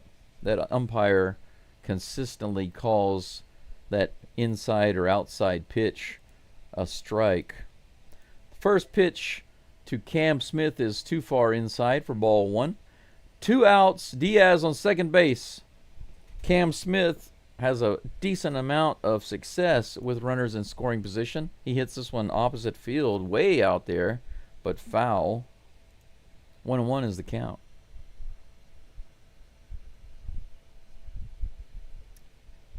Yeah, Michael, that's the thing. I think that it seems to be a much bigger deal than what it really is. 86 miles an hour high and outside. 2 balls and 1 strike to Cam Smith. If they are guessing people's age based on what they're watching, if there's no gray area there, then it probably is not too big of a deal. It's probably more protective of kids than anything, and I'm okay with that. High pitch. 3-1. Cam Smith with a good eye. Now his runner in scoring position average is down to 309. It at one point had gotten up to almost 400.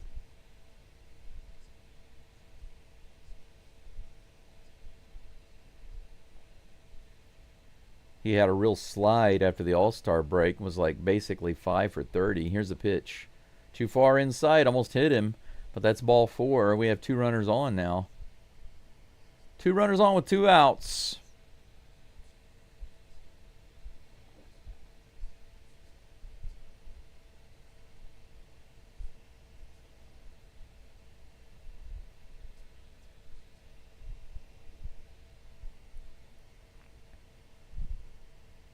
Mauricio Dubon comes to the plate, our 9th hitter in the lineup. Man, how awesome would it be for him to do something here and get us back to the top of the batting order? That'd be awesome.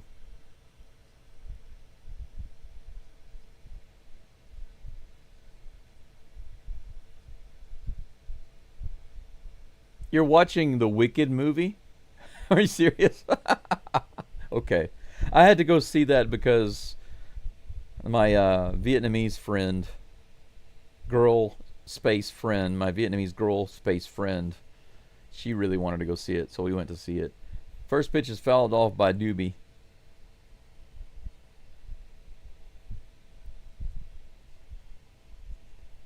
I hear there's supposed to be a second part to that, and I don't even understand why. I don't even understand why they made the first one the way they did. But that's another matter. 0-1 is the count to Doobie with 2 outs and 2 runners on, first and second. They throw down to first base, trying to pick off Doobie, but he's back. I'm sorry, they try to pick off Smith. Doobie's at the plate. What am I talking about? What am I talking about here? 1 ball, 1 strike. Here's the pitch to Doobie, a little outside. Umpire called that one correctly. 2 balls and 1 strike. They've got a pitcher warming up in the dugout now. Looks like Chris Well's having just a little bit of control issues. A little bit, just a wee bit, a tiny bit. Here comes the next pitch to Doobie. This is hit up the middle. Looks like it's going to be playable by the center fielder, and we're going to strand 2 more runners on base. So that's it for the top of the 7th. 7 hits for the Astros, 4 for the Red Sox, 1-0 Astros. We go into the bottom of the 7th. We'll be back in just a moment. Hunter Brown back up on the mound. 169. We're getting close to 200 viewers. That's great. Thank you for being here. It's a big game today, isn't it? Desne. 89 likes. If you haven't liked the live stream, please do so. I'd appreciate that. If you're an Astros fan, a true Astros fan, and you feel that you have some desire to support an Astros community, welcome to this one. You can subscribe. If you want to open your pocketbook even just a little bit, I have donation links, but I also have memberships. I'm serious that my memberships are super cheap.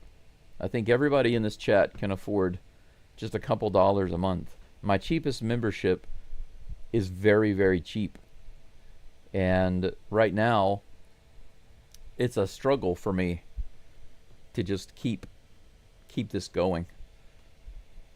Even though in my situation right now, I own my house, but my house is very old, needs a lot of repairs. I'm out in the countryside, and my only primary source of income is partial disability. And if you want to know how much that is, it's not even $350 a month. That's what I'm living off of right now. So any support that you can help give for the channel is greatly appreciated. Thank you very much. I do have about 5 members right now, and some of those are in the chat today.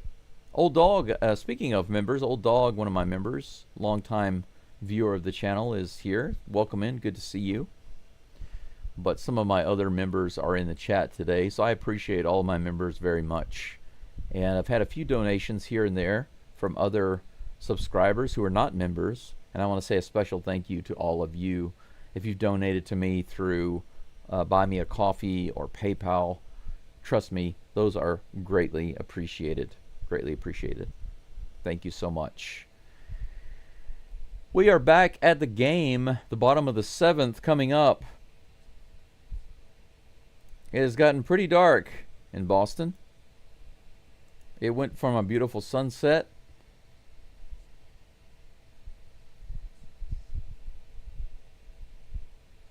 now to a very dark but brightly lit game. Here's the first pitch from Brown. Trevor Story at the plate fouls this one off on the right side. Cam Smith cannot get to it. It goes into the crowd. Strike 1.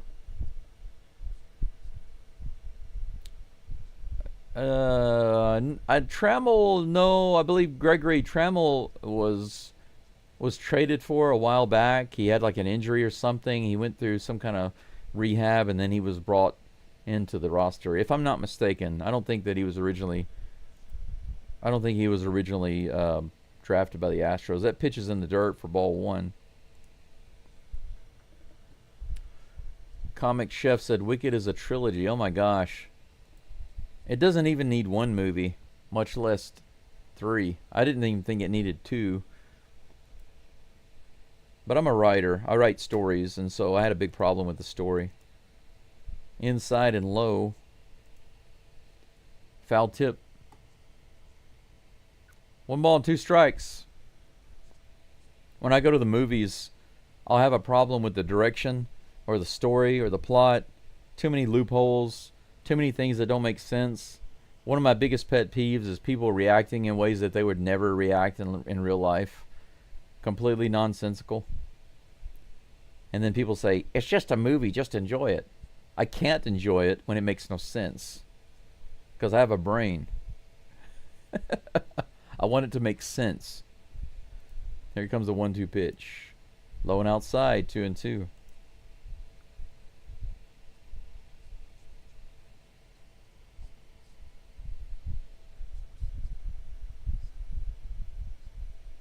Yeah, Fernando says Tran was with the Yankees. Yeah, I couldn't remember where he came from, but I knew he was traded for. Here's a pitch. Fouled off.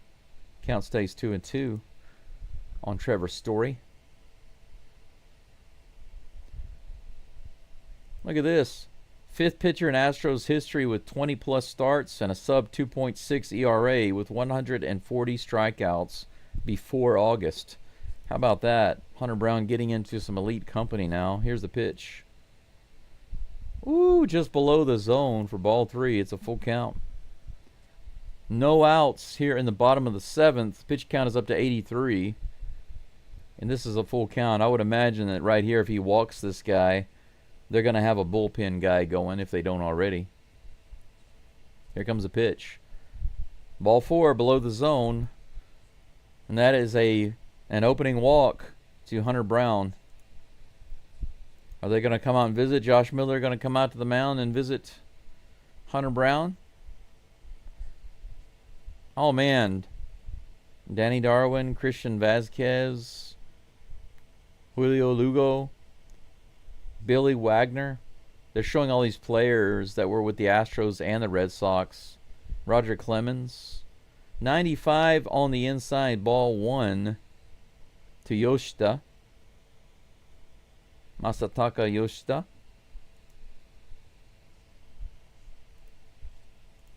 Here comes the next pitch. Runner is trying to steal second. Here's the throw. He gets in there easily. 18 steals for Trevor Story. Runner on second with no outs.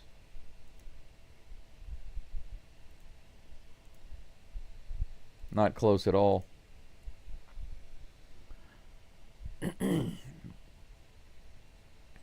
By the way, just so you guys know, I know this is not going to be surprising because Astros haven't been good at throwing runners out this year. Yoshida hits this one high into left field, but it looks like it's going to be in the corner and just foul. Sanchez ran all the way over there against the wall. And look at this. Look at this. Look at that. What a terrible defensive play by Sanchez right there. That could have been out number 1. Apparently, they said the ball was pushed around by the wind, so it pushed the ball over his head. It is Fenway Park. There's a lot of wind over there. You never know. It could have been pushed at the last minute, last second. 1 ball, 2 strikes. Here's the pitch. High, 2-2. Shrewdly, thank you so much for that donation. Thank you, sir. I really appreciate that. Thank you very much.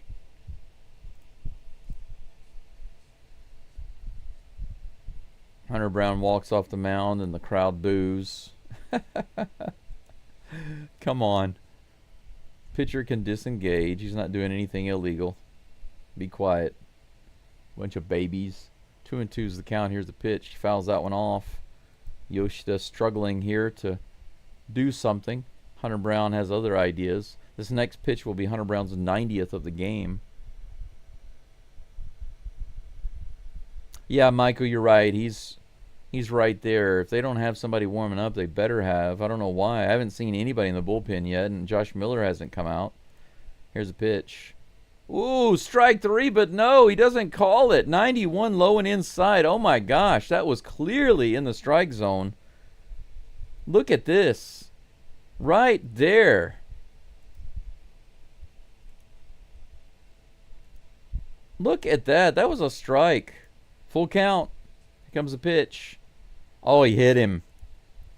Right on the arm. Yoshida gets hit on the arm. It looks like he's not feeling too well.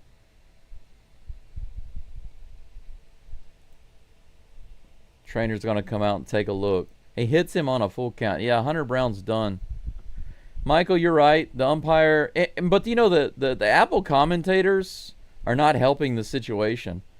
They say, Hunter Brown didn't get it where he wanted, and that's a ball. What are you talking about? It was a strike. It was exactly where he wanted it.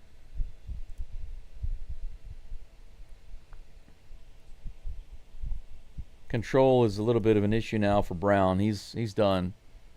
He's not going to finish 7. There's no way. Why is Miller not out on the mound? We got 2 runners on. We got a hit batter. And Josh Miller, the pitching coach, hasn't gone out. Even Diaz hasn't gone out to talk to Brown. Is anybody warming up in the bullpen? I don't even see anybody warming up in the bullpen. What exactly is going on? Espada, I'm going to call you. Call me on the phone. What is going on right now, guys? I'm not understanding. What's with the coaching? Here's a pitch. There's a bunt. He bounces it off of himself. Strike 1. Carlos Naves.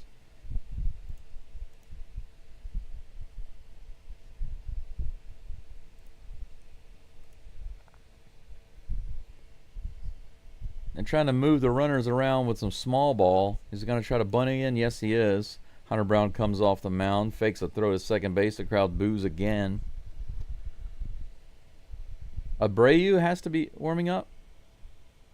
Well, no, not Abreu. I don't know, because there are no outs right now. They'd have to get him in the 7th and the 8th. That's too many outs for Abreu, I think. They'd need one guy for the 7th, and then Abreu for the 8th. If they bring in Abreu right now, they'd be expecting him to get 6 outs, and I think they don't normally do that. They bring him in with like 1 out to go. Here comes the pitch. This is a bunt down the third baseline, and that works. Here's the throw by Correa. He gets the out at first base. That's 1 away, but the runners do advance to second and third. Yes, that's right, DeLion. It is a jam. It is an old-timey jam. A Colton Gordon old-timey jam.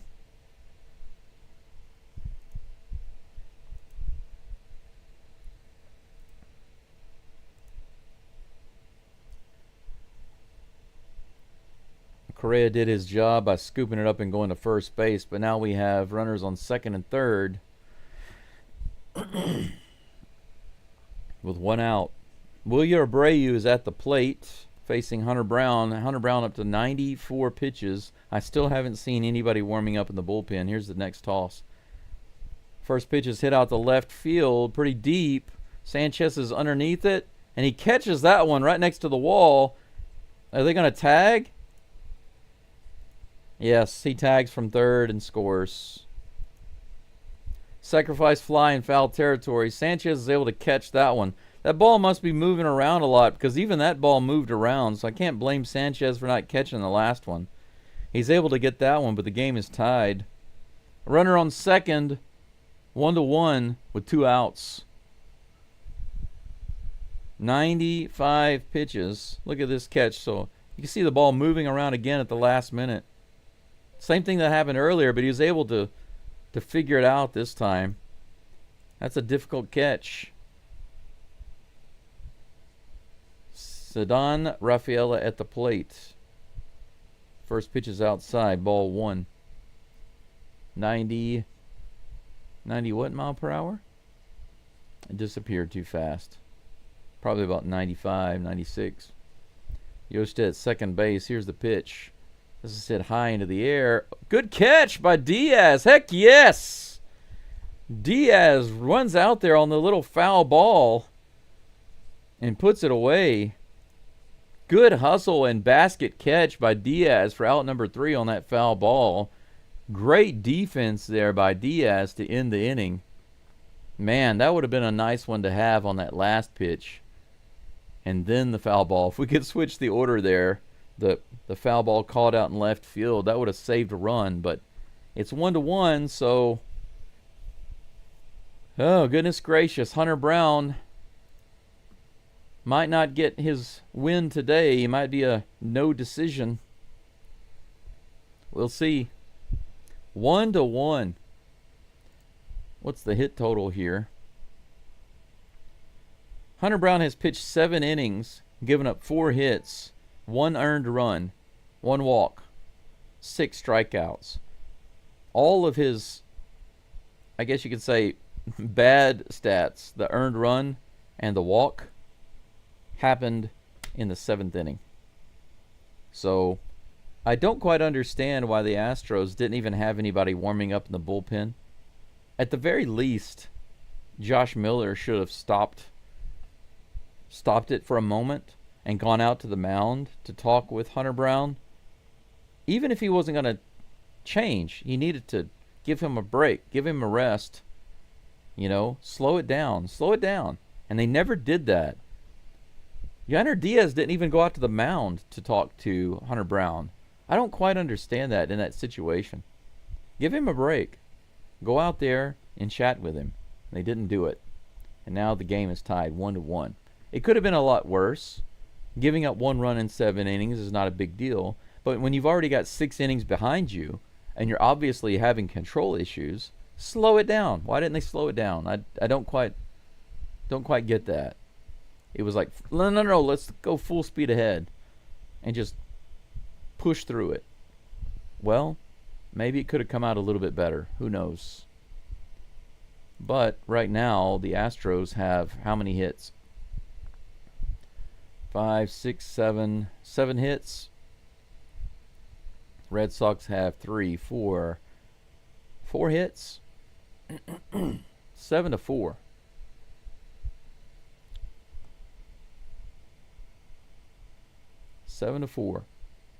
Criswell has 7 innings pitched, 1 earned run, 2 walks, 4 Ks. Whitlock is in the game. First pitch from Whitlock is in there for a strike. Whitlock facing Jeremy Pena. Top of our batting order is up.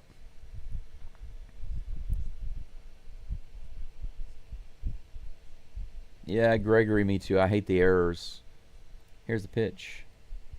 Outside. Man, there we go again. The ball is a couple inches off the plate, and they call it a strike. That's strike 2. This umpire, man, he loves calling those pitches outside the zone, that's for sure. Here comes the 0-2 pitch. Way outside on the curveball. 1-2.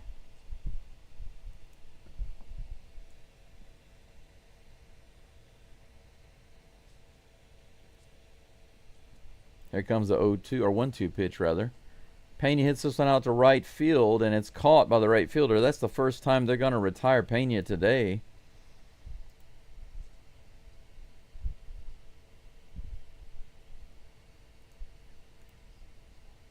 Garrett Whitlock.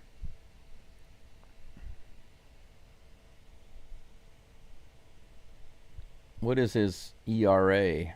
Regular season ERA?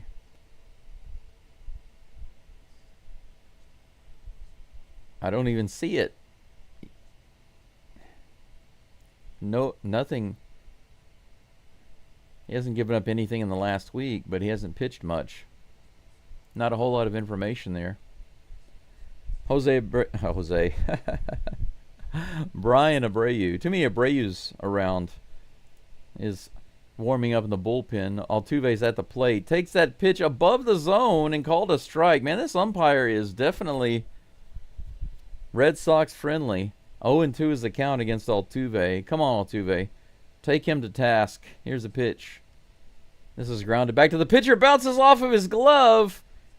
Altuve gets to first base. He hustles down the line and gets on. Not sure if they're going to call that an error or an infield hit.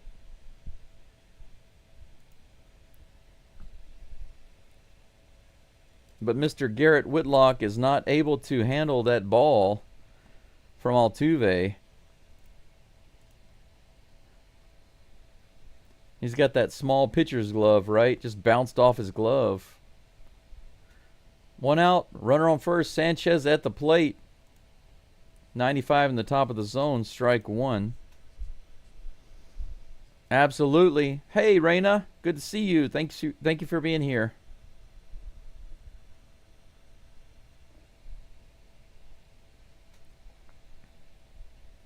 Here comes the 0-1 pitch to Sanchez. Right in there. He fouls it off. Good chop. Couldn't straighten it out. 0-2.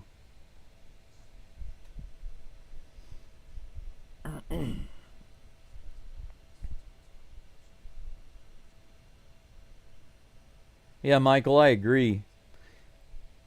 He has called a lot of pitches several inches off the plate, several inches out of the zone, and some above the zone. 97 on the inside. That's too close to be taken. Strike 3. Sanchez goes down looking. 2 away. We need some runs, guys. That one was a strike, believe it or not. What are you doing, Sanchez? You got to swing at that. Man, these fans are nuts. I'm surprised he didn't call that one a strike. Carlos Correa at the plate takes the first pitch off the plate for ball 1. 2 outs. Runner on first. Altuve on first. Correa at the plate. Here's the pitch. This is hit hard to center field. It's all the way back to the wall. To the warning track. It's going to be caught at the warning track. Another drive by Correa all the way to the warning track. Man, if he had pulled that ball, it would have been off the wall. But dead center, it came up short. What a deep fly ball. 2 of those this game for Correa. Coulda, woulda, shoulda. What could have been with Altuve on first base if that had been off the wall in left field? With a running start on 2 outs, Altuve might have been able to score. But that's going to be it for the Astros this inning. The top of the 8th is finished.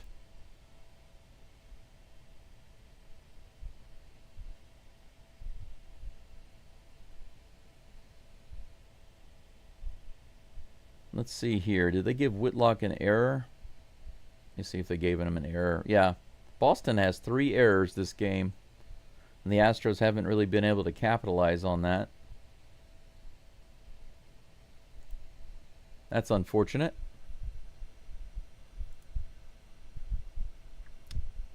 Yeah, they needed to score, Reyna. They really did. They really needed to score here. We only have one more chance to avoid extra innings.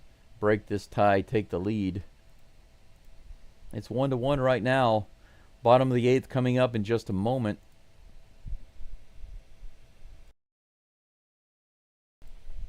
We need just 5 more likes on the live stream to get to 100, guys and gals. I appreciate you doing that for me right now, if you don't mind. 150 people following the live stream and only 95 likes. I think we can get to 100.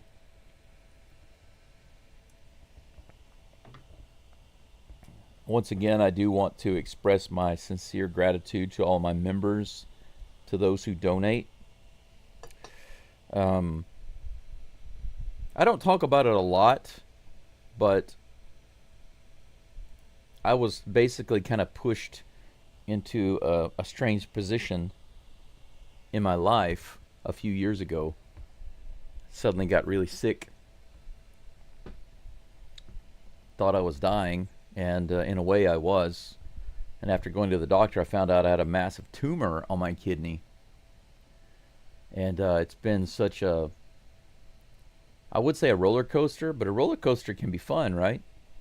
You could say maybe it was a broken roller coaster. Very scary. Very scary. And at times, so many times I just wanted to give up. Just really wanted to lie down. Even the concrete looked comfortable to me. Just lie down and give up. But something inside of me just keeps pushing to keep going. And I appreciate all of you guys being here and supporting the channel and helping me to do that. 0-1 is the pitch count from Abreu. He's got the strike on the first pitch. Next pitch, swing and nope, check swing. He did not go around. 1-1 is the count to Roman Anthony.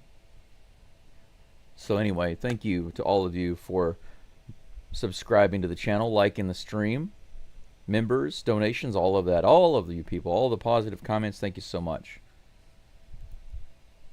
Yeah, there we go. The crowd's booing up and in. He brushes him back a little bit. The crowd boos. I'm telling you what, I don't like Red Sox fans. They don't seem to be too nice. Here comes the pitch. At least the ones in the stadium, they keep showing. They seem so hateful. 3 balls and 1 strike. It's not like Astros fans, that's for sure. Here comes a 3-1 pitch from Abreu. 96 up in the zone, fouled off. Full count. Brian Abreu on the mound for the Astros, doing what he can to shut down the Red Sox in the bottom of the 8th.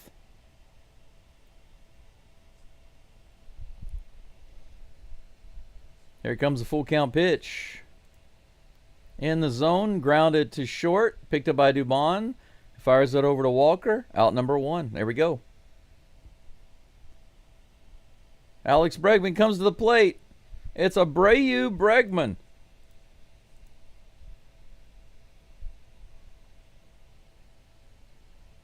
Man, it's interesting. They don't give a lot of love to Alex Bregman when he comes to the plate. They announce his name, and the applause is just really, really light. Not too much love for him. Here's the pitch.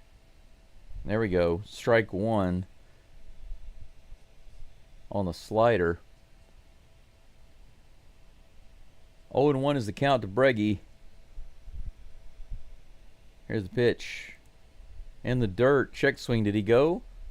They say no. No, he did. He went. All right. Strike 2. Thought for sure they were going to say no, but they didn't show it. Thank you, Apple TV. Don't show it.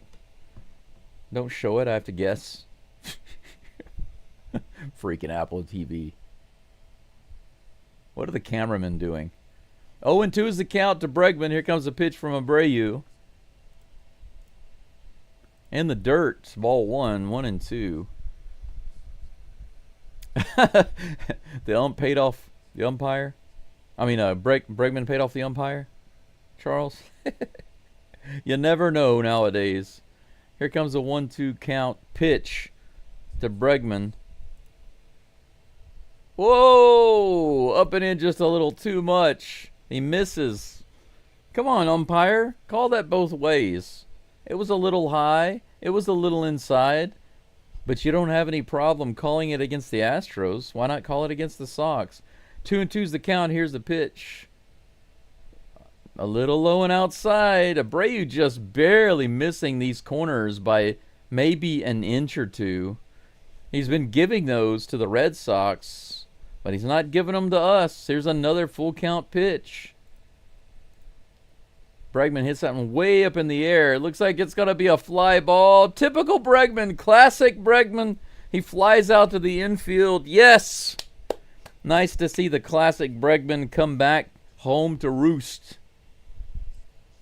2 away. Thank you, Bregman.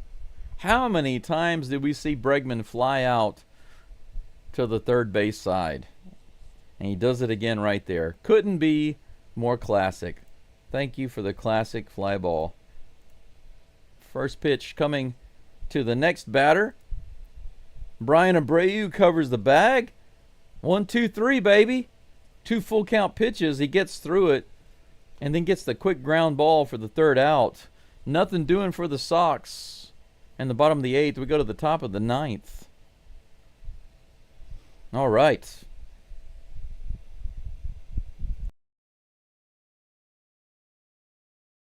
I need to warm up some coffee. I'll be right back, guys. Go Astros.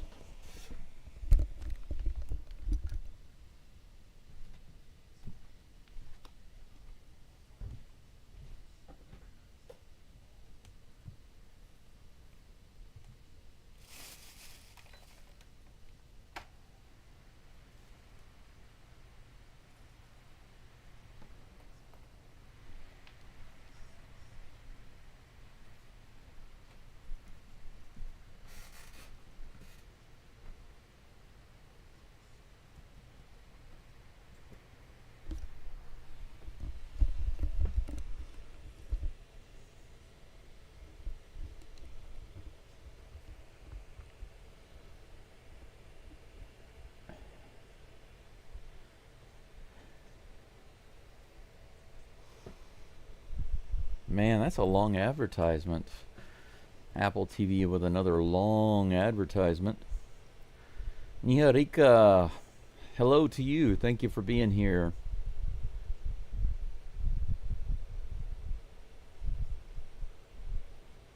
Casey says, dare I say, extra innings. It might be. It might be, but you know what? I'm not going anywhere. I am here and I'm ready for it. So if they do it, I'll be here. And if you guys and gals will be here, let's be here together. Crispy says, it's cute we can get on base with all these singles, but one thing remains is we still can't hit the runners in. Astros need to do batting practice with runners on base. Yeah, that's what we ought to do. Just situational practice, right? Situational hitting. Very, very important. They're showing the really nice highlight of Altuve hitting the home run against the Yankees. How can you forget that game? I remember watching that game. My lovely, lovely Jose Altuve. Chapman on the mound with a smile. He knew he was beat. Couldn't believe it. Literally couldn't believe it. And got beat by Altuve in Minute Maid Park. That was great. Good times, baby. Diaz at the plate. He has a double today already. I say already. He has a nice double today. That's kind of what I meant to say. Fouls that one off for strike one. Come on, Diaz. We got to do something. It's the top of the ninth, baby. Here's the pitch. Low and inside. 100 miles an hour. Who's on the mound? What is this guy's name?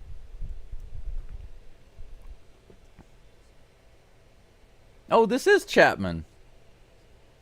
No wonder. No wonder it was 100 miles an hour. Here's the next pitch. 98 up out of the zone and a swing and a miss by Diaz. 1 ball and 2 strikes.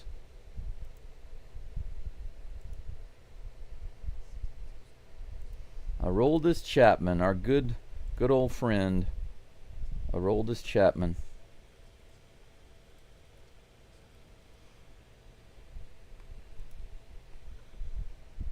Here comes a 1-2 pitch. 94 on the inside. Diaz went after it. It was going to be a strike either way, but he couldn't get the bat on it. One away.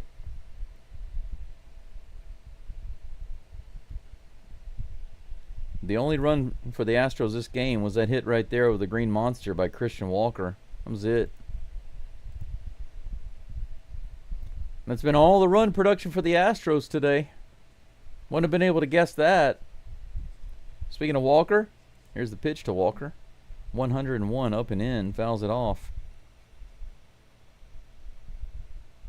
Yeah, we want to see that home run given up by Chapman to give the Astros the lead.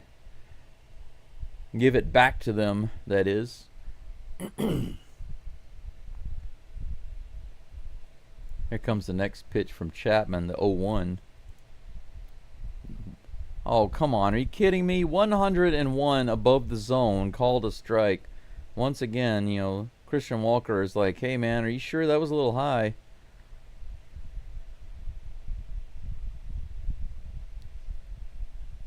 That was up close to the chest.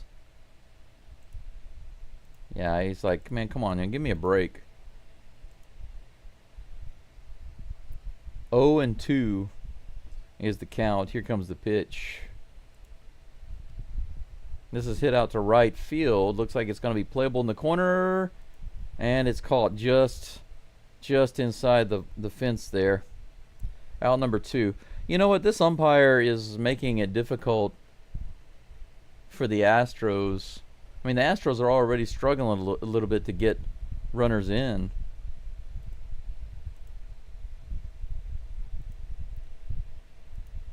It's already hard enough for the Astros to get runs in. But the umpire is definitely not helping them out any. He's actually hindering them. 2 outs.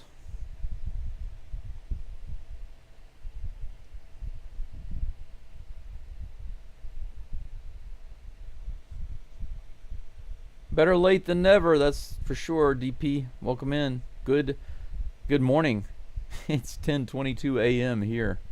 So good morning to you. McCormick at the plate. He's batting for Trammell. Not quite sure what the thinking is here. Maybe it's because of McCormick being a righty. First pitch almost hits him. 1-0 is the count. Come on, Chaz. Let's do something against this lefty.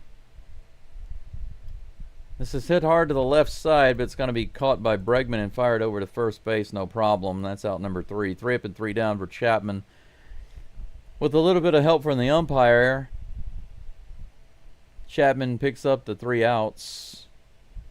And that's going to be it for the top of the 9th. Nothing doing for the Astros.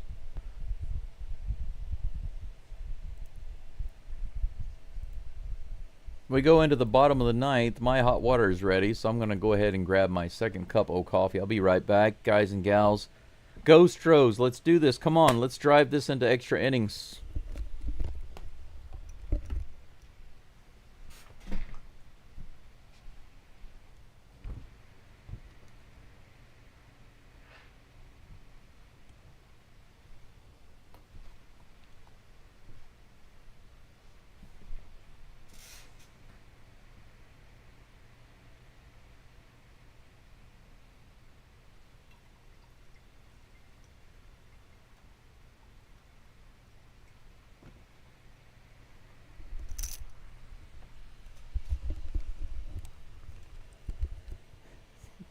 This is our first game with Carlos Correa back and with a new lineup. Sanchez in the lineup. Hunter Brown having a really good game. So far, our relievers locking it down. If we lock it down again in the 9th, we need to be winning this game. Correa is back, guys. We got to win this game. It's going to be a little bit of a buzzkill if they don't pull this game out. But I believe that they can and they will. Red Sox not looking stellar at the plate either. The umpire mostly helping out the Red Sox, but calling very terrible outside and high pitches. Sometimes even low pitches not well. His zone is kind of inconsistently large.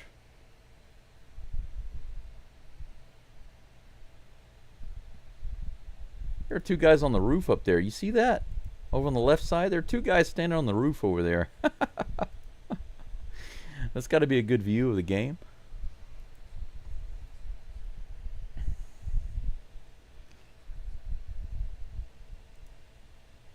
All right, Hader is on the mound for the Astros. I forgot to change my icon to Abreu, but now I've changed it to Hader, so I've got the right pitcher on the screen now. Yes, with the power of friendship to line, we can win. You're right, Mark. He has been constantly bad.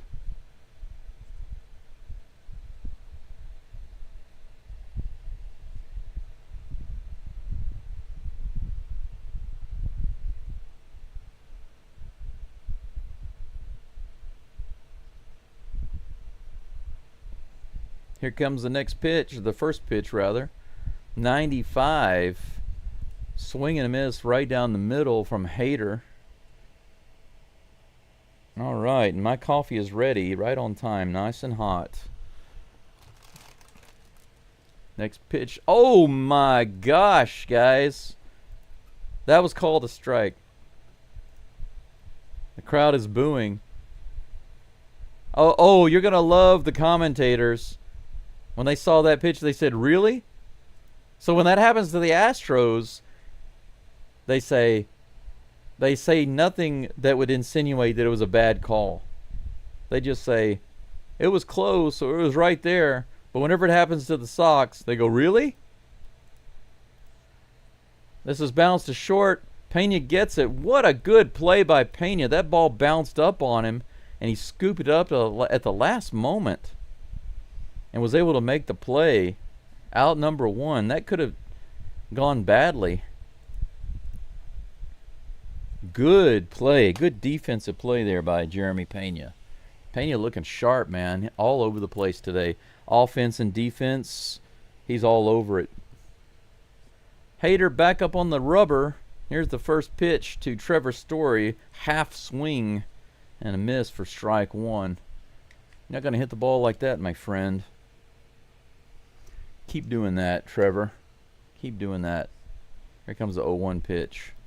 This is hit hard to left field. That might be a walk-off homer to the Green Monster. No, it's off the wall. Good grief. It stays in the park. That was almost gone. Double for Story. One away with a runner on second base, and all of the Red Sox acting like fools. Looking like fools with all their wave motions. Hader gives up a double, and Diaz comes out to talk to him. That was right in the middle of the plate. Man, he's lucky. Hader is lucky, is he not, that this is not Minute Maid Park? I mean, Dyking Park? That would have been a homer for sure. That would have been a walk-off right there if it had been in Dyking Park. As it stands, it's a runner on second with 1 out. You're lucky, Hader. You got a save. You made your saving throw. For those of you who understand Dungeons and Dragons terms, Hader just barely made his saving throw. He had to roll an 18 or above, and he rolled an 18. Oh my gosh. Here comes the first pitch to... Oh, Yoshida is out. They have another batter in. That's ball 1. Pinch hitter for Yoshida. Yoshida is a left-handed batter. But they bring in Rob Refsnyder. Below the zone, ball 2, 2-0.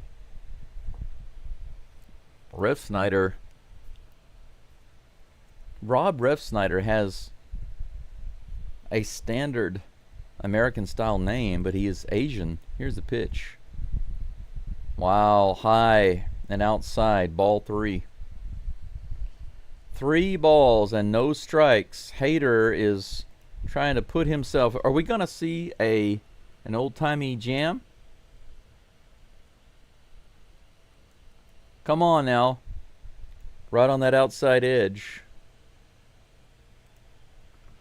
Strike 1. 3-1.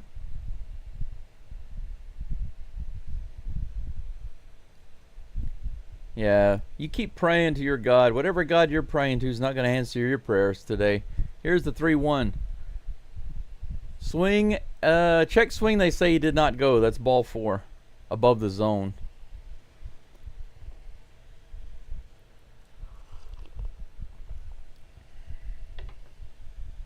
Two runners on now with 1 out. Well, it's definitely a jam now. Runners on first and second with 1 out. But the good thing is that we have a double play ball opportunity. We didn't have that before, so it might not be too bad. Narvaez at the plate. This is hit high in the air. Infield fly. Dubon puts it away for out number 2. All right. Womp womp. Very first pitch, he flies out. 2 away, 2 runners on. Deline, no.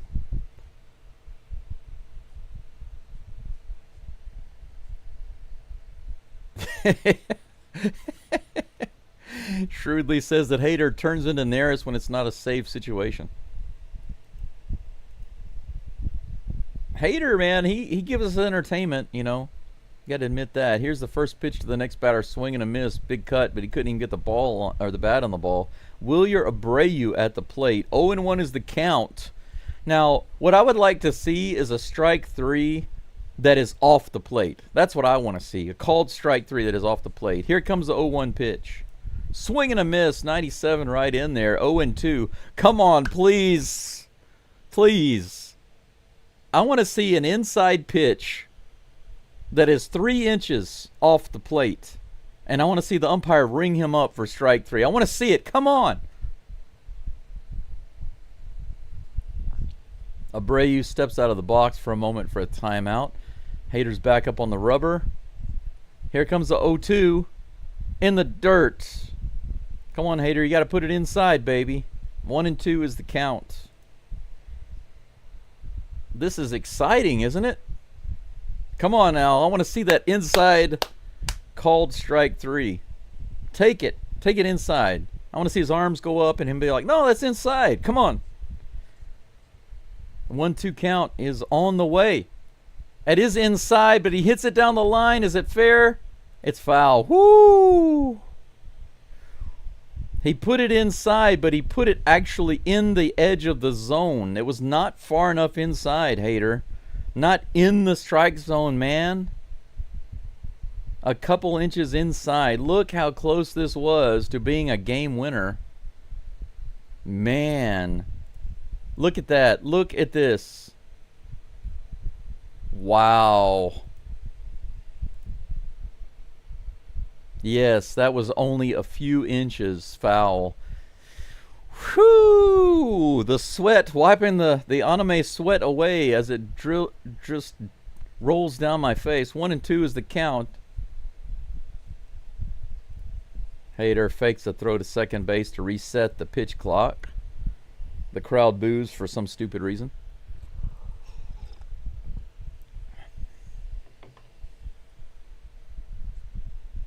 Here's the pitch. Foul tip. Diaz can't catch it. Count remains 1-2. Almost a strike three there.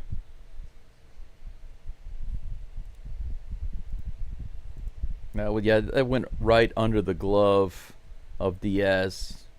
He didn't really have an opportunity to catch it. Another 1-2. Here it comes. Grounded to the third base side. They say it's foul. Holy cow, man. He's ripping it down the line there. 1 ball and 2 strikes again.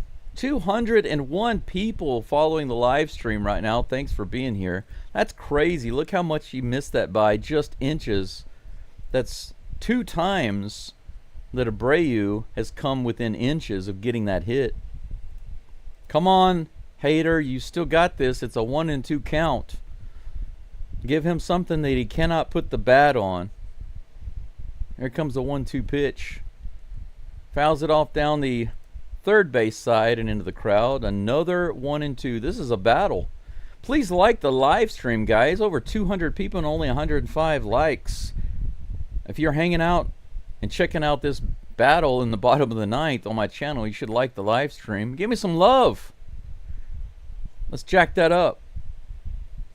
Hater back up on the rubber for another 1-2. Here comes the toss. Strike 3! Foul tip in there, inside. He threw it exactly where I wanted him to throw it.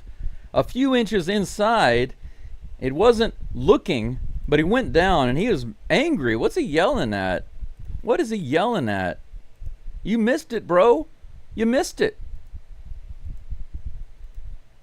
Yeah, look at this. That's your fault. What are you angry about? We're going to go into extra innings.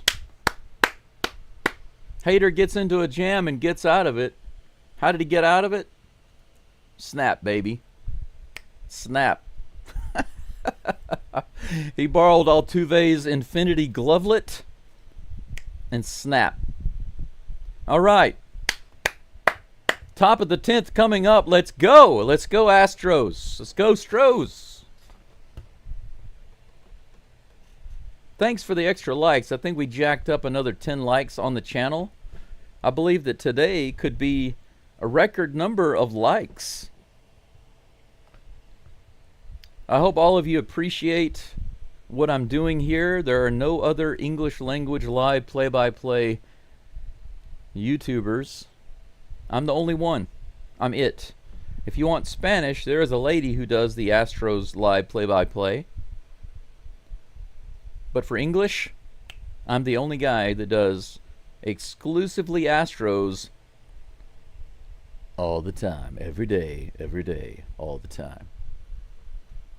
Take a quick look in the live chat.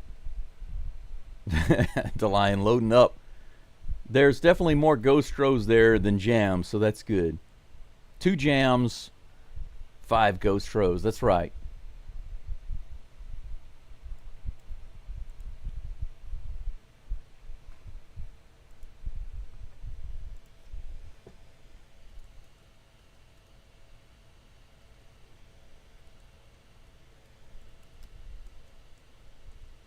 Oh, what in the world? What can I type here?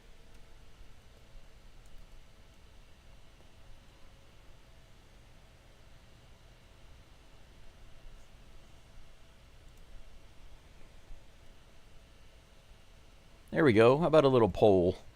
How many extras are we going to do here? Just a little or a lot? What do you guys and gals think?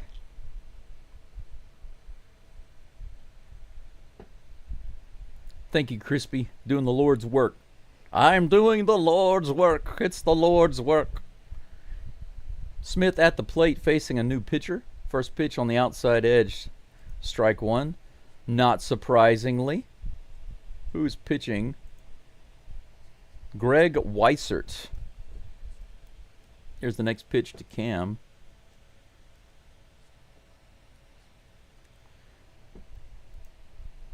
That pitch is way high for ball one. Elevator goes all the way to the top floor, but there's nobody there. 1 ball, 1 strike. Runner on second, of course. Customary extra base or extra inning runner. Opposite field hit by Cam Smith. Fouled off. 1-2 is the count. Hey, Sheeran. Thanks for being here. Thank you so much. Welcome in. Haters, the reason you drink, Mr. Antonio? We got a few players on the team that can make you drink. Looks like McCormick on second base. Here comes a 1-2 pitch to Smith. Inside, 93 miles an hour. Just barely missed on that upper inner corner. 2 balls and 2 strikes.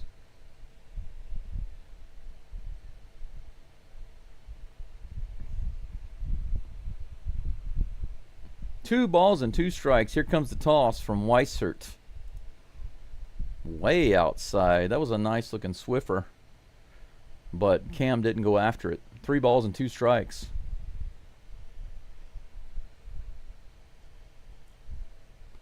Full count. Top of the 10th. Here's the pitch.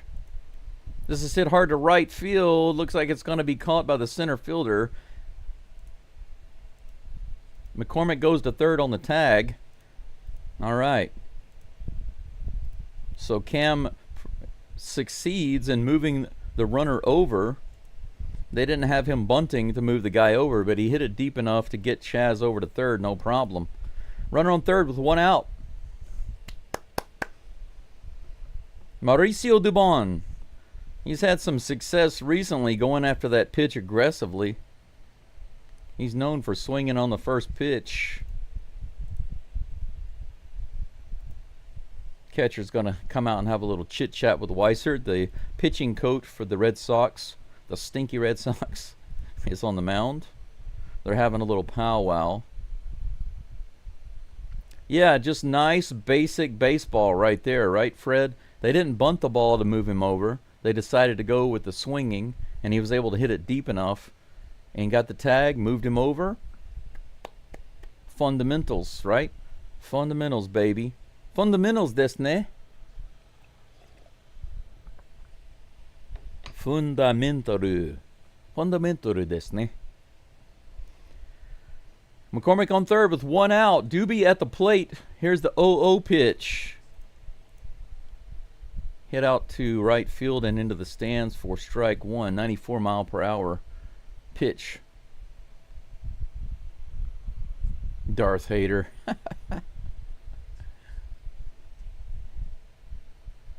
What's your favorite drink in space? Darth Gatorade. Here's the pitch. Darth Haterade. Bounces this to shortstop. They're going to go home, and they're going to get McCormick easily at home plate. McCormick, I don't know if he got a bad jump. I don't know if... I guess that's just more bad base running by the Astros. Dubon gets on first base, but they throw McCormick out at home.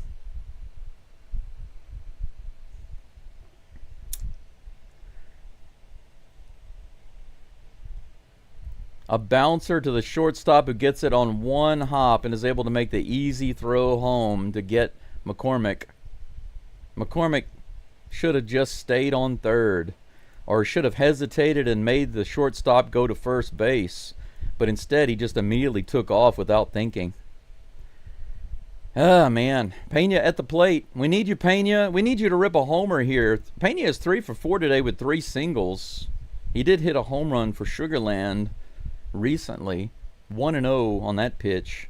Doobie on first base. Come on, put one over the monster, Pena. Come on, here's the pitch. He fouls it off. Jeremy Pena. Come on, bro. 1-1.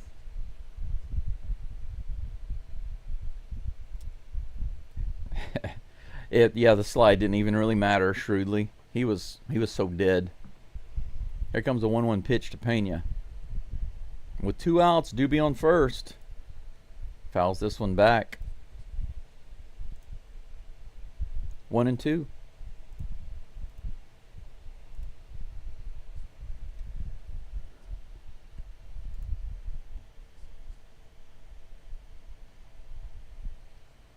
Seven hits for the Astros, 5 for the Red Sox. Let's make it a big 8, Pena. A big 8 and shut this crowd up. All right. Pena back in the box. The count is 1-2 with 2 outs. Here in the top of the 10th. Here it comes. This is hit hard to left field, but it's going to be a fly ball easily caught by the left fielder, and that's going to be it. We go into the bottom of the 10th. Game tied at 1.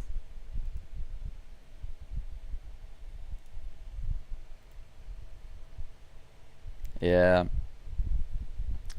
Nothing doing for the Astros. They moved him over with 1 out. They moved him over to third. McCormick should have stayed. He should have made them make that throw to first base and then made a decision to run or not. He would have had a better chance to go home if he had held up and waited for that throw to first base and then taken off than he had by just immediately running without thinking. He put his head down and he ran as soon as he saw the ball go to shortstop, but it was a 1-hopper. Hey, Caesar, good to see you. Thanks for coming in. Good to see you coming back.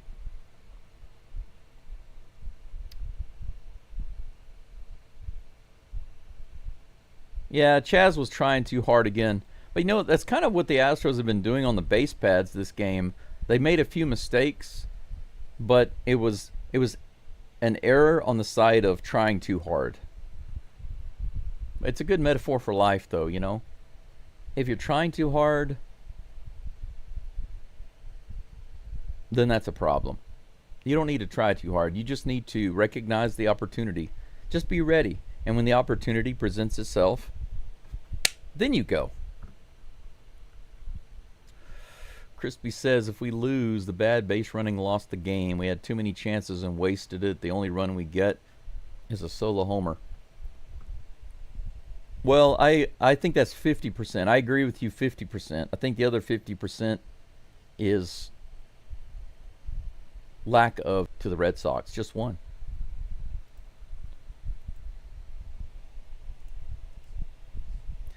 Runner at second base for the Red Sox to start the bottom of the 10th.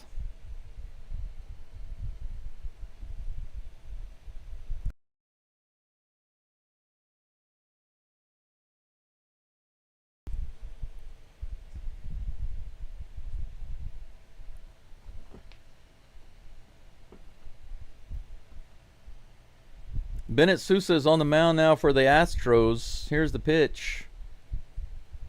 He shows bunt, pulls it back for ball 1.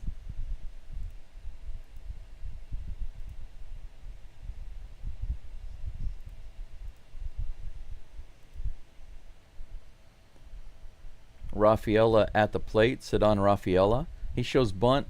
He does bunt it. Fouls it off for strike 1. 1 ball, 1 strike.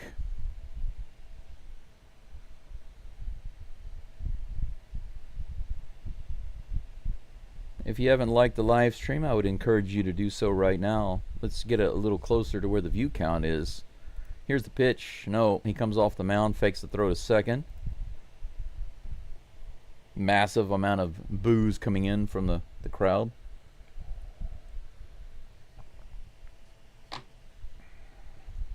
Here comes the pitch.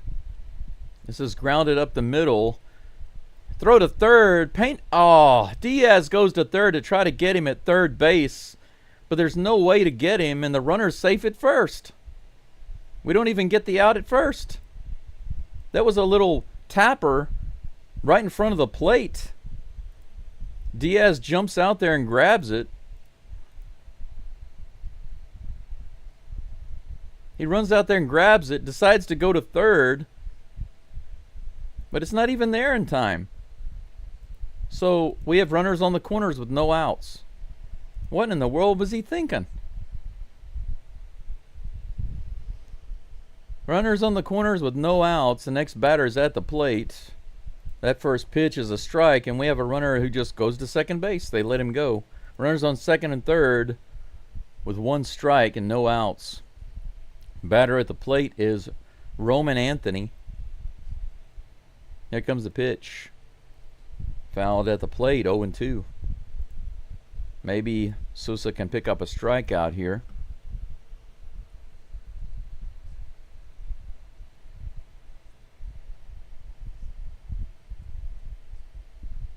Maybe the Red Sox will ironically have their own base running gaff, and we can get the out at home plate. Maybe a triple play. Here's the pitch. Low and outside. Ball 1, 1-2.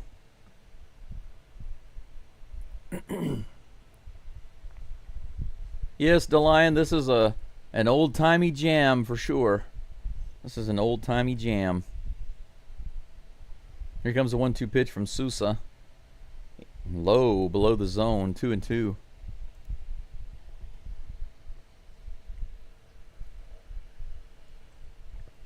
Alex Bregman on deck. Are we even going to get that far? We'll see. Come on, let's pull it out. Let's get out of this jam. Here's the pitch. Foul down the first base line.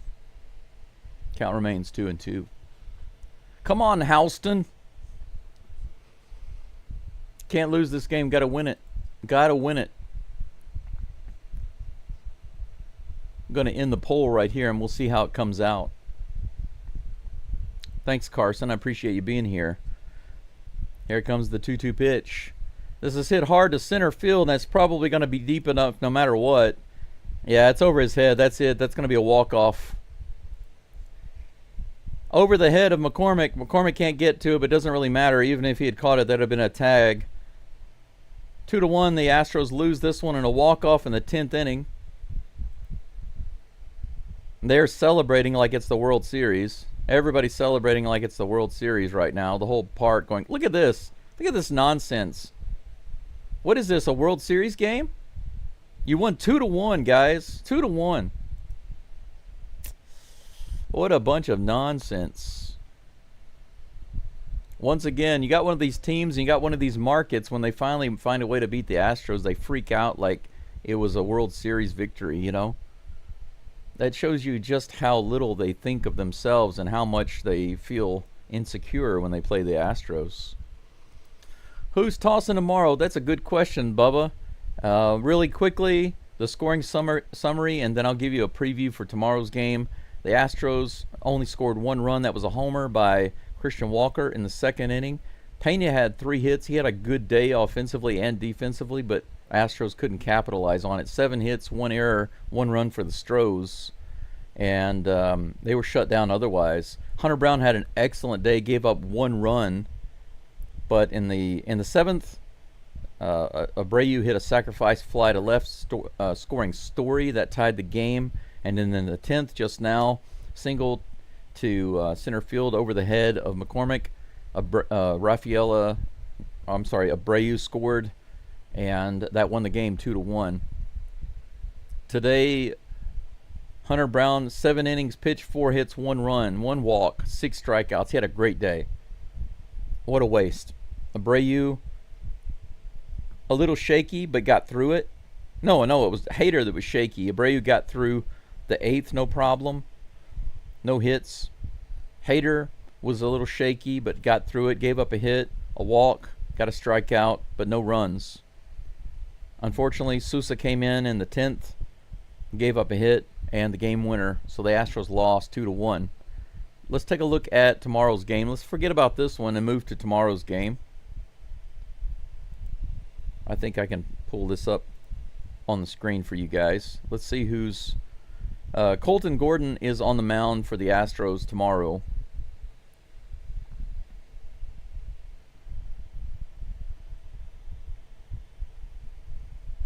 The Red Sox are predicted by ESPN to win by 52%, 52.2, 52.4%.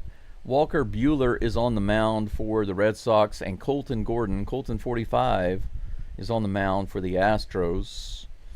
Buehler not looking too hot. If you look at his stats here, you'll see that he's 6-6, which doesn't really matter. What matters is these other stats, his details. 5.72 ERA. In 89.2 innings pitched, he's given up 97 hits, so he's averaging more than 1 hit per inning.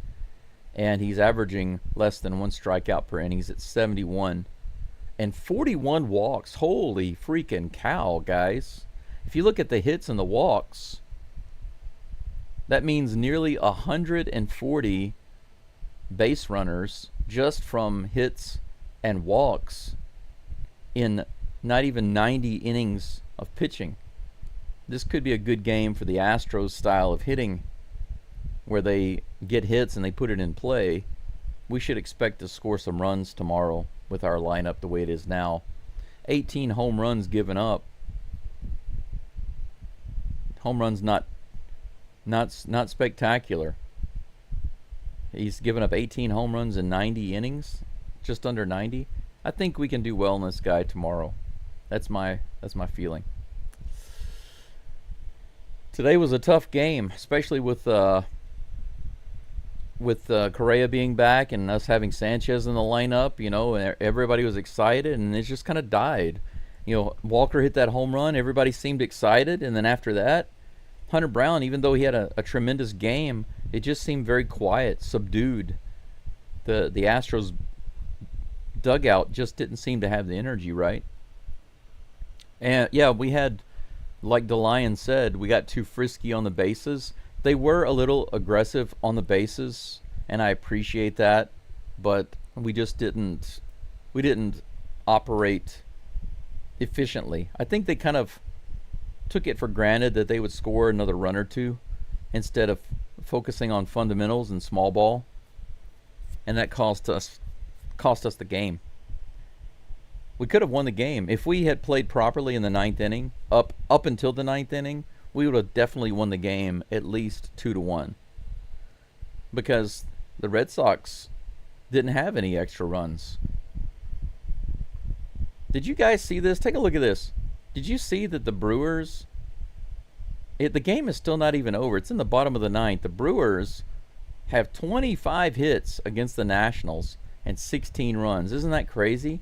25 freaking hits. That's nuts. That's what I want to do next before we get out of here, is take a look at the scores, the scoreboard around the league, particularly anything that might be pertinent to the Astros. But the Stankies and the Marlins are locked up at 9 right now in the bottom of the 7th. Let's hope the Marlins pull that out. And let's see. The Draft Dodgers are up over the Rays 5-0, unfortunately. Pirates are destroying the Rockies 12-6. I know a guy who's happy about that. White Sox and the Angels just got started. It's 0-0. Runners on second and third right now. Looks like somebody might be about to score in the first inning.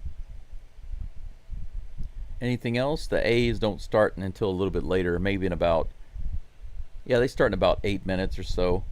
And in about 13 minutes, the Rangers and the Mariners will play. So this is a good situation for us. It's a win-win situation. No matter who wins or loses, one of those is going to benefit us, because we need both of them to lose. It's unfortunate that one of them will have to get the win, but we'll see. Right now, the way it stands, I would rather it be the Rangers to win the game, but either way, it helps us a little bit, so it's okay. The Tigers lose to the Phillies. This is good news. Tigers are at 64-47, so they don't pull ahead. We don't lose any ground on the Tigers. The Blue Jays also lose. Not losing any ground on them. The Royals did us a favor, 9-3. How about that? That score right there eats me alive. 7 hits for the Astros today and 6 hits for the Sox, but they got them when they mattered the most. They lose 2-1 in Fenway. We can still take this series. We can blow it up tomorrow. And then we've got Fromber back on the mound for Game 3, in case you guys and gals didn't know that. But anyway, that's it for the score roundup for today. Let me take a look at the live chat before we get out of here. Thank you so much for being here. As always, I appreciate you. Even if you're just following along and creeping on my channel and listening in, if you're not liking, you're not subscribing, you're not commenting or anything like that, I get it. But just being here and watching the channel helps me out, so thank you for that. Thank you to everyone. There's a range of things that you can do to support the channel, from just watching the channel to watching and liking, to watching, liking, and subscribing, to watching, liking, subscribing, and commenting, to liking, subscribing, commenting, all of that, plus becoming a member or donating. Everything is helpful for my channel, so I appreciate all of that. But of course, most of all, I have to say I appreciate my donators and my members, because you guys are making a very real, or you have made a very real effort to help support my channel and keep me going. I did want to share with you briefly something that happened recently. I decided to do something that I didn't think I was going to do, but because of my situation here in Japan with my work, my income, and what I need in my life, I decided that to start looking for another. Just put out my feelers and see what there is for work. If you want to be in Japan, you need to have a work visa or a student visa or a business visa. You got to have some kind of residency. You can't just be here and stay here and do work.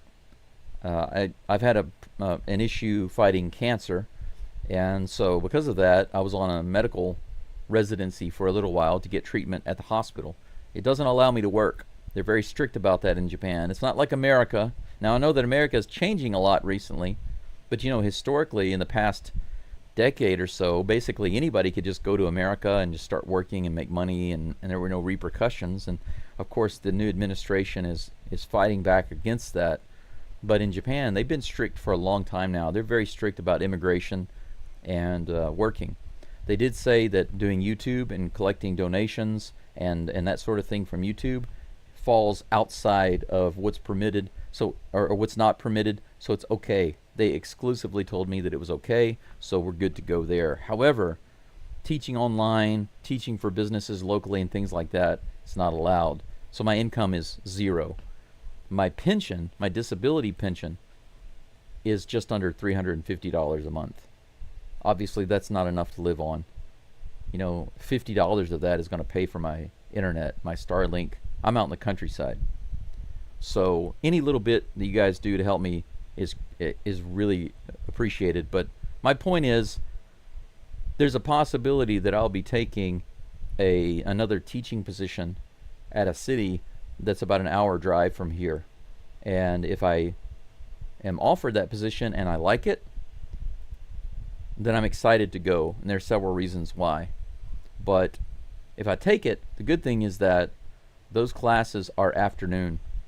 So they need somebody as soon as possible. And the owner really likes me. He referred me to the manager. The manager seems to like me. We're going to do one more interview tomorrow. And then after that, I'll be going to the school to visit. If they hire me, then they're quickly going to get into the visa process, and I'll be down there teaching very soon. But the good thing is that I'll be staying in an apartment in that city, and I'll have my mornings free, so I can still do the live stream. And that's what I was looking for. I was looking for a way to make income and get my visa, my residency, and continue to do my channel. And it worked out. See? It worked out. So I'm going to do my best to keep doing the live play-by-play. And thank you again for your support. Anything in the live chat that I missed? Crispy's funny comment. It was Hunter Brown's fault. How dare he give up a run? He should know better. Our offense can't score runs for him. What a waste of good pitching. Yes. How dare he give up 1 run? We need to give him a stern talking to. Can you imagine the coach going into the dugout and yelling at the pitcher? Yelling at the pitcher for giving up 1 run? You know we can't score runs. That sounds like one of those abusive fathers, right? His son goes out there and pitches 7 innings of 4-hit, 1-run ball, and when he goes home, or in the car ride on the way home, his dad is yelling at him all the way home. Maybe that was Hunter Brown's dad when he was a kid. That'd be terrible. What a terrible way, right? Terrible way to grow up. Why did they take out Hader? You know, that's a good question. I'm not really sure. I was surprised to see that they took him out and put in Sousa, Vampiro. That's a good question. I don't know. Let's see here. Yeah, Berserk, I didn't have a good feeling about Sousa being in there. I was surprised they didn't leave Hader in. But, you know, once again, we don't know what's going on in the field. So it could be that Hader just said, I'm not feeling it. It could have been as simple as that. We don't know. Thank you, Whit, for complimenting the stream, and I will see you tomorrow for game number 2. The umpire's calling was garbage. Shake. I'll agree with that. The joke is on us. We can't beat teams we should beat. Yeah, and this was given to us on a silver platter, and we flipped it. So the Red Sox brought us a silver platter with a feast, and we flipped it. That's crazy.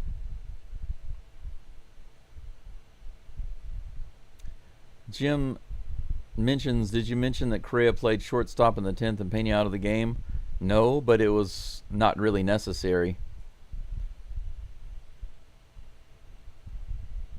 Let's see here. Fred says, another game where Hunter Brown should have won, but no run support. That's true. That's true. Yeah, it looked like loser ball shoot. It looked that way. But, you know, we'll come around. It's okay. It's just one game. We'll come around. Ump was awful, but bad race running and Trammell being an automatic out doesn't help when runners are on base. Well, Tram is, yeah, he's streaky right now. Not necessarily what I call an automatic out, but he has his moments.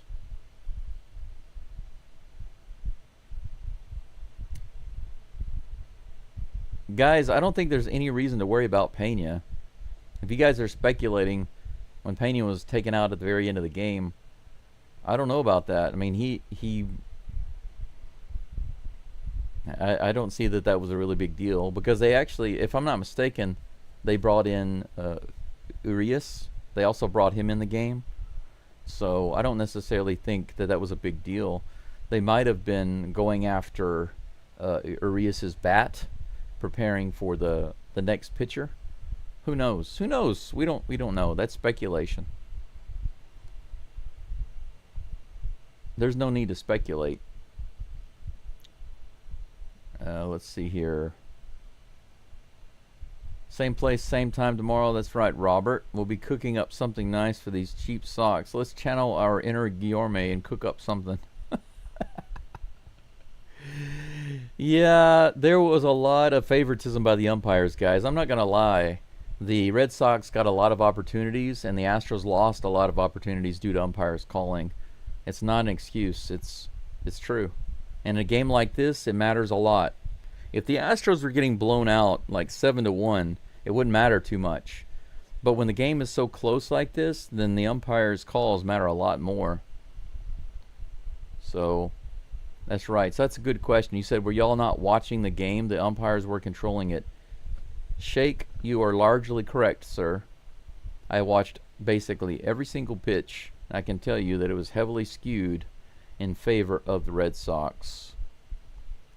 But yeah, of course we got to get more than 1 run per game. We have to.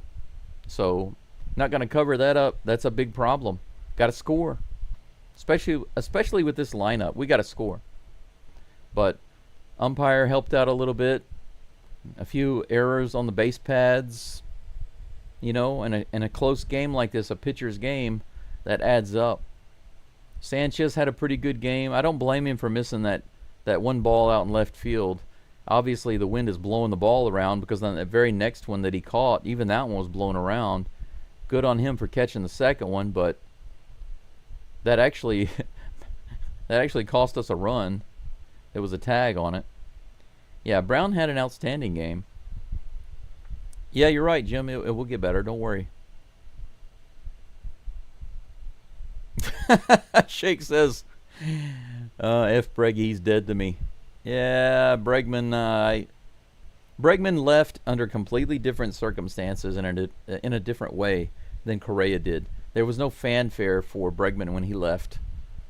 He could have worked something out, and he was stretching for something that he wasn't really earning. Correa was a different story. I don't blame Correa for leaving, but I lost a lot of respect for Bregman when he left. Christina, you're welcome. Thank you for being here. Abel, thank you. Absolutely. Have a great day on purpose. That's right. Thank you for that. That's right. Have a good day on purpose, Abel. 100%. I wish everybody had that same idea. Have a good day on purpose. Intentionally have a good day. You choose to have a good day no matter what. Thanks, Fred. I appreciate that. Thank you for the good luck on the interview. Fred asked how would Walken chew out a pitcher for giving up one run. In the locker room, he would wait until Hunter Brown got into the locker room by himself. He's already had a shower. He's putting on his street clothes. He's getting ready to go back to the hotel. And he closes the locker door, right? And he looks over, and there's Walken leaned up on the lockers with his hands in his pockets, just looking at him. That's my vision. And he'd say, you know, what you did out there today, it was almost great, but you know, almost great is not great. It's just almost great. And you can't be going out there like that. You're going at it all wrong. You know, you can't give up a run. Probably something like that. Oh, guys, I can't hit the ball, you know. It's something they're not able to do. Is score more than one run. You can't give up a run, Mr. Brown. I'm only gonna ask you once. Don't do it again. Be something like that, maybe. The Astros friendship hasn't kicked in yet. It needs a little jump start, maybe. Maybe we have to press the little bulb, prime the engine a little bit, turn the choke on, give it another couple pulls, let it get warmed up, turn that choke off, and crank it up. This is me with my trimmer every week, my gas trimmer outside. Speaking of that, I'm going to have to go outside and cut some grass today, I think. Thanks, Bubba. I enjoy you being here. I enjoy us watching it together. Thank you so much. And I dig that too. Have a good day on purpose. You guys and gals do that for sure. Thank you so much once again. I think that's pretty much it. We went through everything. Thank you for your comment, Fred. You have a good day. See you all tomorrow. Until tomorrow, you know, I'm just going to say, go Astros. That's it.